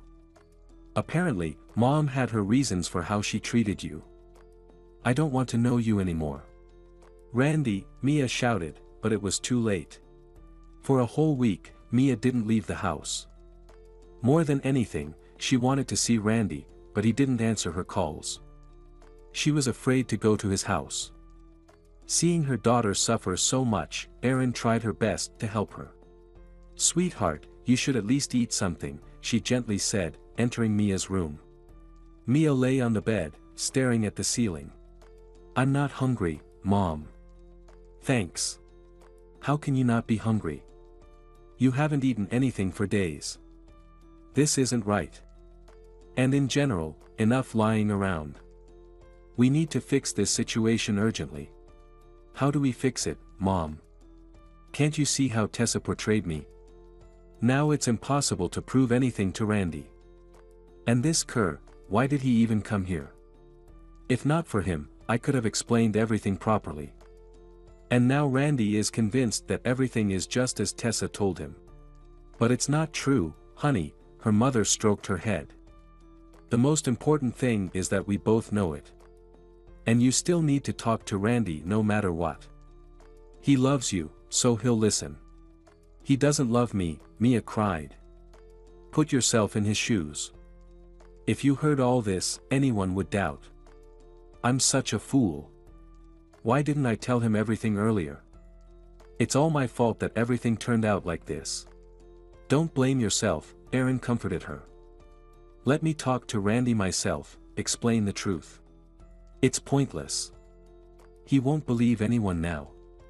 And what about the baby? What's there to think about? Even if Randy doesn't believe you and won't forgive you, we'll raise the child ourselves. Think instead about how to make up with Randy. He's not a stupid guy, he should at least listen. As long as his mom is against me, nothing will work out. Who knows what she told him? I'll talk to Tessa myself. Enough of this. I've had it. Let her meddle in people's lives as much as she wants, but now she's crossed a line with me. Mom.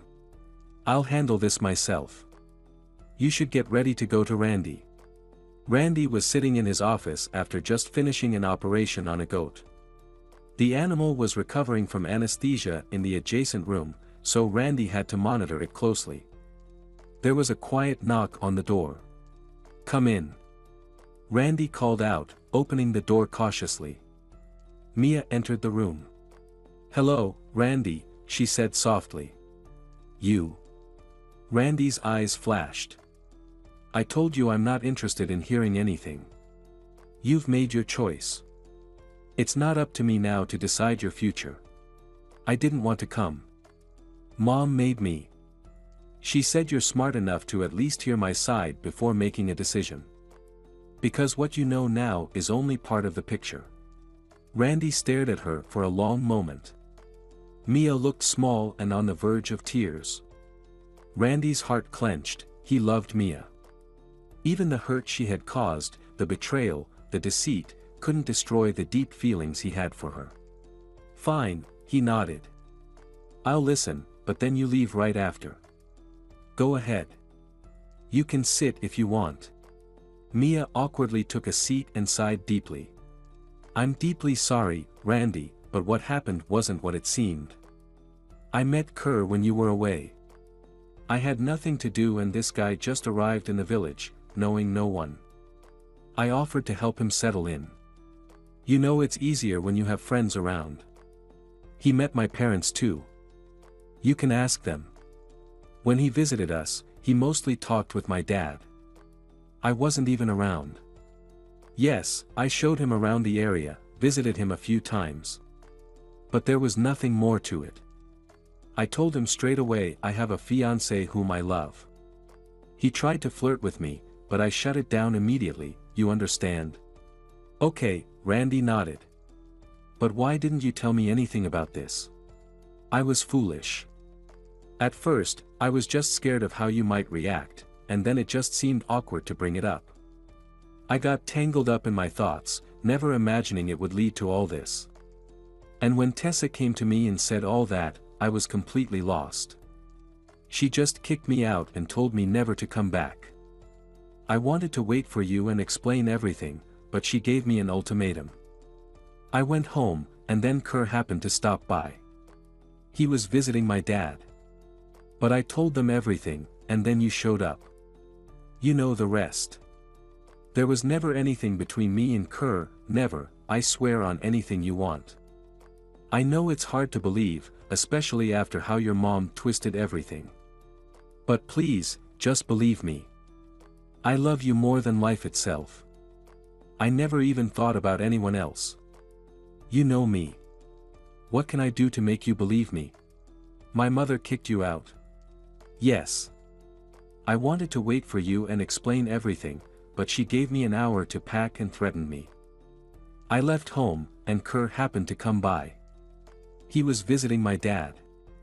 But I told them everything, and then you showed up. You know the rest. Why was he holding your hand then? He was just comforting me, I guess. I hardly remember what happened. I didn't even realize he was sitting next to me. When I saw you, I snapped out of it. So you're saying everything my mother said was made up? I don't know why she thought I was having an affair with him. She told me men and women can't be just friends and all that. So she was just accusing without evidence.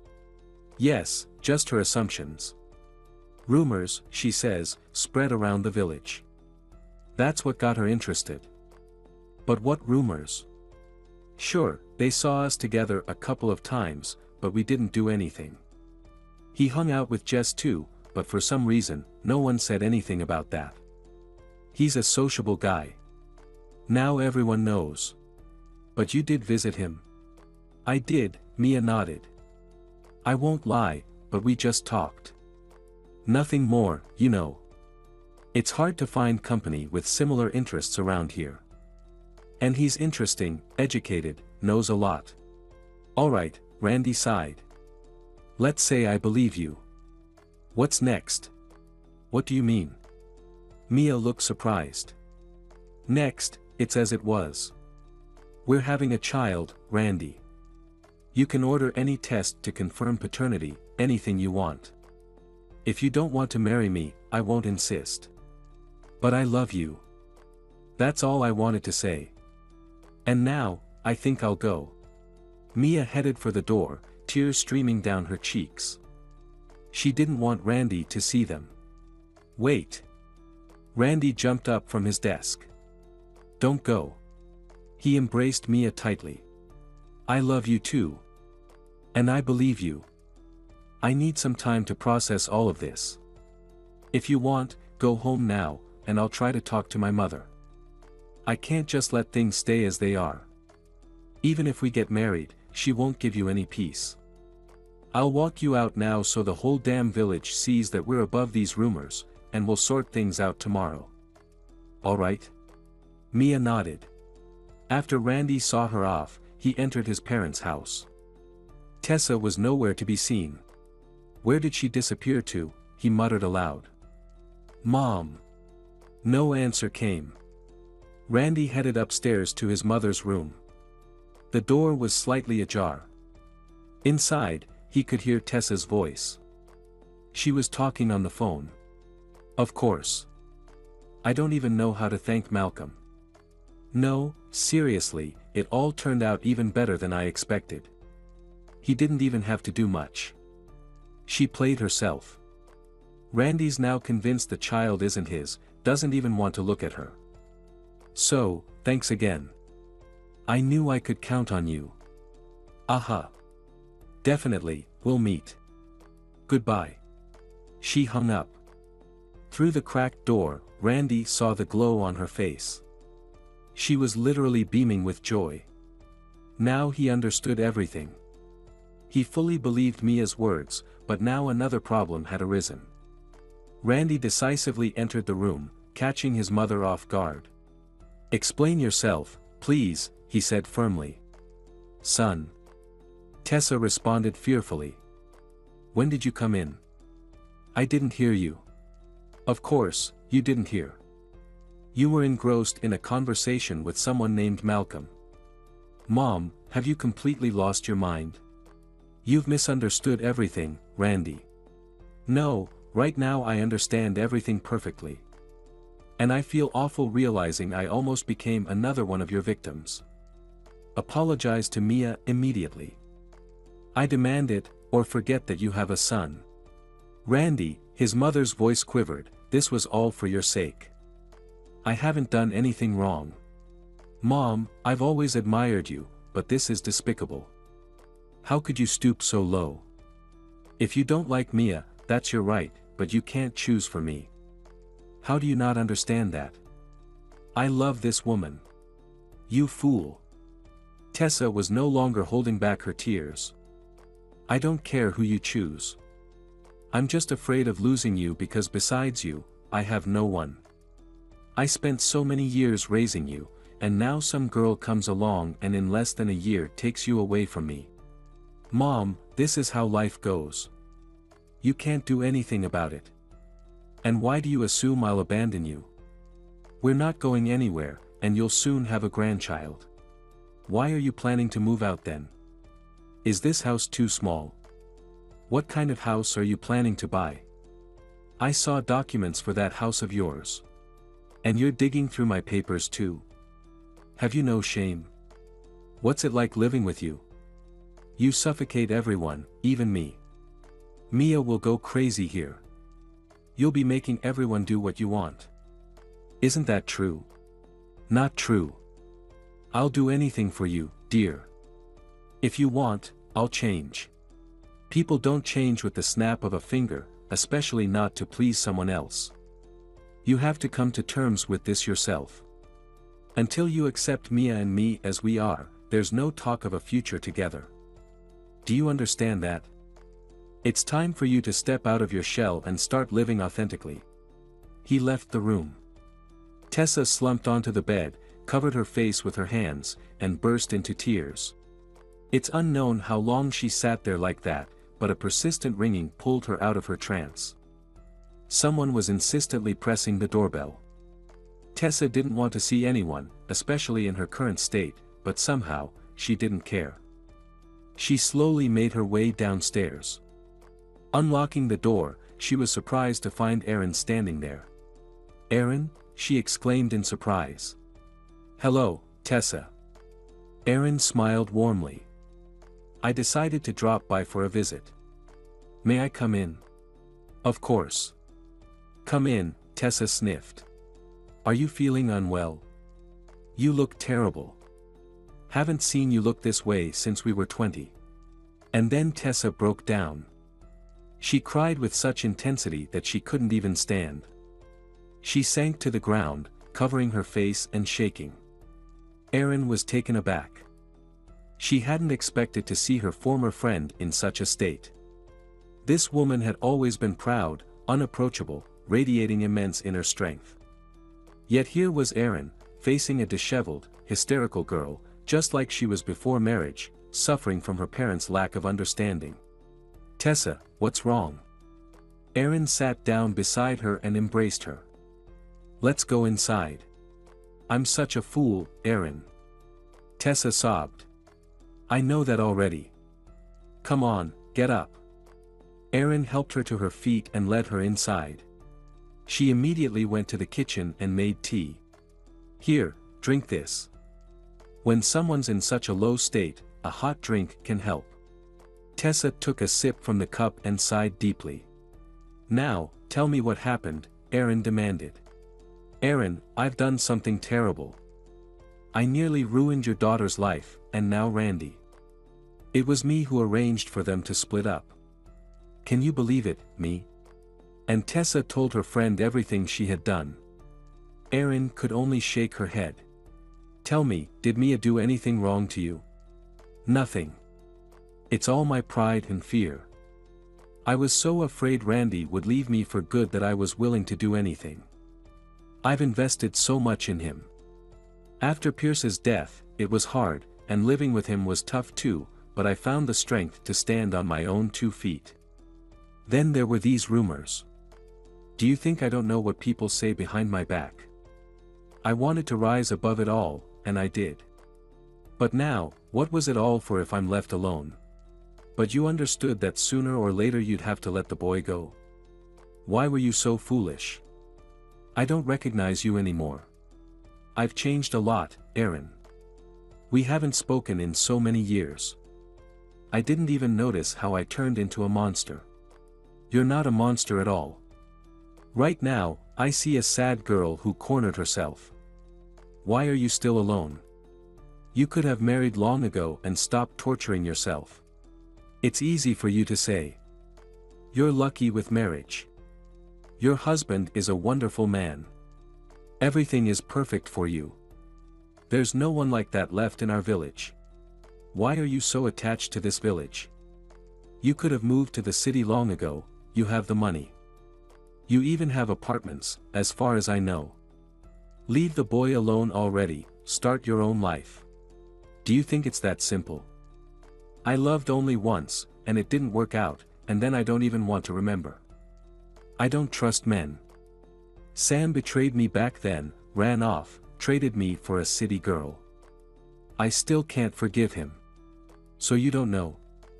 Erin exhaled. Don't know what? Tessa tensed, feeling insulted at the thought she might not be aware of something.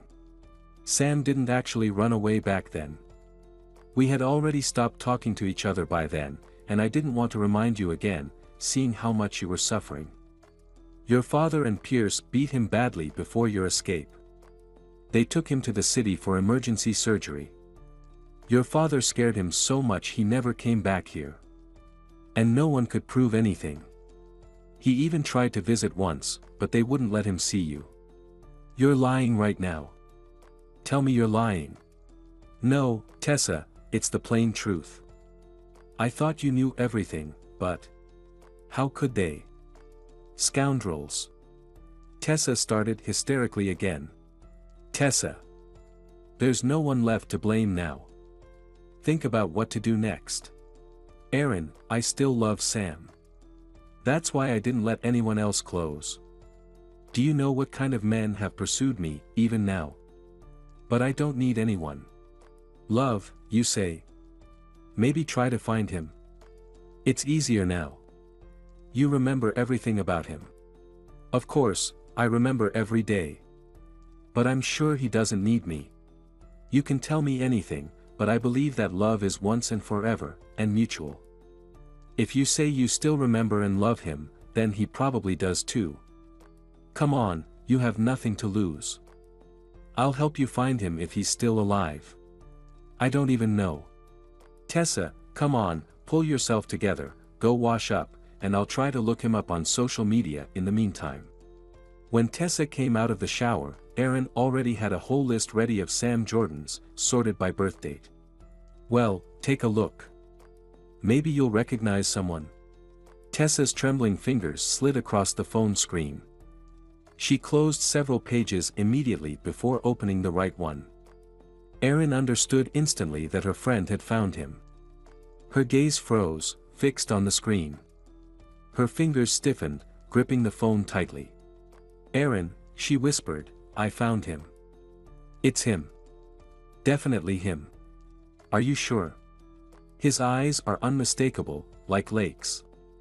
He hasn't changed a bit. Erin took the phone and studied the man's photo. If this was indeed Sam, she wouldn't have recognized him for anything. Tessa was exaggerating about him not changing at all, but his eyes did resemble what she remembered. Sam lived not far from Erin, but so many years had passed that she barely remembered what the guy looked like. And what now? Tessa asked in a trembling voice. What do you mean, what now? Write to him. Why me? Well, should I write? Don't be ridiculous. He's your man, not mine. But what if he's married, has a family? No, I can't do this. He's probably forgotten about me after all these years. You won't know until you try. Right. A couple of minutes later, the message was sent. Judging by his status, the man rarely visited his page. The last time he was active was about a week ago. Do you think he'll reply? Tessa asked, still looking at Sam's photo on his profile. Look, these must be his kids. Oh, I shouldn't have messaged him. I feel like this won't lead to anything. There's no turning back now, Erin smiled. Tessa sat in her car, parked outside a small cafe in the city center. Sam replied, not immediately, but judging by his message, he was glad to hear from an old acquaintance. He immediately suggested meeting up. Tessa hesitated for a long time whether to accept the offer, but Erin practically forced her to do so. And now here she was, trembling with fear, not rushing to get out of the car. Finally, she took a deep breath and pulled the door handle. In the cafe, she walked in with her usual confident stride, trying not to show her inner turmoil. Sam was sitting with his back to the entrance, but Tessa recognized him instantly by certain visible signs only she could see. Hello, Sam, she softly said, approaching his table. The man stood up abruptly. Tessa, I can't believe my eyes. Sit down quickly. What would you like to order? When you messaged, I even thought it was some kind of joke. It's been so many years. Yeah, quite a few, Tessa nodded, taking her seat. I never forgot about you. I'm sorry for how things turned out back then. But your father. Don't blame yourself, Sam, Tessa smiled. If only I had known all of this sooner, things would have turned out differently. Erin just told me recently. I've been waiting for you my whole life. I couldn't forgive the betrayal, but I never stopped loving you. So you didn't know anything at all? Not about the hospital or the threats? Nothing. When Erin told me, I couldn't believe it. It's true, Tessa, all of it. I acted like a coward, scared of your father, and moved to the city. My aunt lived here then, she took me in. I once came to see you, overcame my fear, but I was preempted, made to understand that if I came near your house again, they'd finish what they started. You already had a son by then. I thought it wasn't right to meddle in someone else's life and gave up trying. I regretted it all my life, even though I had my own children by then. You have children? Yes, an older daughter and a son. They live on their own now. And your wife? Sam frowned, She passed away the year before last. Cancer. Now I'm completely alone. The kids say I should remarry, not shut myself off. But I can't. I only married then because my parents insisted. Laura was a good wife, but I couldn't love her. Respected her, valued her, yes, but didn't love her. You might think I'm being sentimental now, but I never forgot you. That was true love. Why bring up the past now? Though I admit, seeing your message made my heart ache. But dreaming isn't my thing. You're probably married yourself. You seem successful. I won't even try to interfere in your life. You fool, Sam. If you knew the truth, you wouldn't say that. I'm not married either, couldn't forget you even after a quarter of a century. I dedicated my whole life to my son. Pierce passed away a long time ago. Since then, I've been deeply involved in business. He left me assets, and I managed to use them wisely.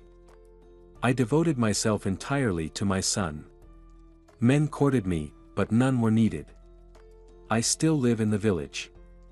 You could say I'm a local celebrity. How did you decide to message me then? Like I said. Once Aaron told me the truth, how everything really happened, I wanted to find you. I've made a lot of mistakes in my life and never found happiness. So I thought, what if you haven't forgotten me? Remarkable, Sam replied after a moment. He covered Tessa's hand with his own and squeezed it tightly. The wedding was lavish. Tessa spared no expense on refreshments and decorations. She personally presented Mia with her gift in advance, a stunning pearl-studded white dress. "Tessa, are you out of your mind?" protested Mia. "This must have cost a fortune. How can a simple country girl like me wear something like this?" "Mia, you silly girl. A wedding for true love happens only once in a lifetime. I want everything to be perfect for you and Randy. You're like a daughter to me now, so don't argue. Let's forget past grievances. I was foolish and didn't understand what I was doing. And now?" Mia asked cautiously. "And now? Now I am happy. I've realized you can't build happiness on someone else's misery. But if you give people the chance to be happy, things will work out for you too. What about you and Sam? When will you celebrate your wedding?" "Oh, it's too early to talk about that." "Not at all. Remember what you told me? If you love, there's no need to delay." Though perhaps those words weren't sincere. "Okay," Tessa said sternly, looking at her future daughter-in-law. "I understand you may not forgive me for a long time for what I've done, but from now on, everything I say comes from the heart. Of course, we'll probably still argue plenty, since we'll be living together." "I wouldn't be so sure about that." "What do you mean?" frowned Tessa. "Are you thinking of moving again?" "Don't even think about it. There's enough room for everyone here. Have 10 children if you want." "I'm not talking about that," Mia whispered. "Sam instructed me to keep it a secret from you." "But you know me, I can't keep secrets." "What else did he plan?" "I know when he's planning to propose to you. And you'll agree, don't even argue. But he won't come back to the village, he has work, so he plans to move you to the city and visit here only on weekends." "What?" Tessa squinted. "He wasn't going to ask me. This all seems rather suspicious." "Stop suspecting everyone, Tessa. It's logical he wouldn't return here. I think you understand where this is all heading. Stop clinging to this village. You've done everything you could here. How can I just leave everything behind? Everything's settled here. Think like a woman for once, not just a businesswoman. Nothing will disappear here. Randy and I are here for what reason? I won't let the farm fall apart. You're family to me now. I prefer to forget past offenses, especially since what's stopping you from controlling everything from city?" "Well said, girl. Alright, let's wait for the proposal first. And you, hurry up and try on the dress. We still have plenty to do. There will be so many guests." Mia gave birth to a wonderful, healthy boy after Christmas. The delivery was conducted at home. Randy specifically brought a doctor from the city clinic for this purpose. Mia refused to go to the city. Her husband, understanding that it was easier to do as his wife wished. Everything went smoothly. By that time, Tessa was already living in the city. Upon learning that she had become a grandmother, she immediately rushed to the village, forgetting everything else in the world. She didn't even warn Sam that she was leaving urgently. "Oh, how silly you are," she said, "could you really give birth at home? Anything could have happened. What are hospitals for, anyway?" "Well, thank God everything turned out fine." "And what did you name him?" she asked Mia sternly. "Benjamin," the new mom smiled. "Benjamin. What a beautiful name," Tessa exclaimed. He seems to resemble you in some way. Look at how he furrows his brows, she said. Let me see. Tessa leaned closer to the baby and furrowed her brows. As if in response, the little boy did the same. Both women laughed. Then, captivated, they delighted in how the little boy wrinkled his tiny face. Can I hold him? Tessa asked. Of course, just be gentle. Don't worry, Mia. Randy might be all grown up now, but I remember rocking him just like this. Tessa chuckled softly. You're still at it, Tessa, Mia chuckled back quietly. Well, old habits die hard, Tessa smiled in response, gently lifting baby Benjamin into her arms. Feeling the warmth of this tiny fragile body made her heart glow. Tessa rocked him, softly humming a tune. The boy's big eyes watched her lips intently with each movement. Tessa felt his little heart beating, making her own beat even stronger. Grandma, she said thoughtfully, just listen, Mia. Grandma. It sounds so wonderful. I never would have thought. And soon he'll be calling me that. Well, not so soon. He's just been born. So for now, enjoy being called just Mom. It'll be a year and a half, maybe more, until Grandma, Mia replied. Oh, dear. You're still young, it's obvious. You won't even notice how quickly time flies. First, he'll call me Grandma, and before you know it, his children will be calling you that, she said nostalgically. What's all this family bliss? Randy chimed in cheerfully as he walked into the room. Mom, I didn't expect you so early. Sam just called, he was frantic. Why didn't you tell him anything? Oh, the mother waved off, he's obsessed with his work. I don't distract him often. He'll survive. My grandson was born. Could I have missed that? We could have come together this weekend. Why did you have to drop everything and come? Randy asked. You don't understand, son. I've missed so much of my life while I was shut up inside myself. Now I won't let a single second of happiness slip away.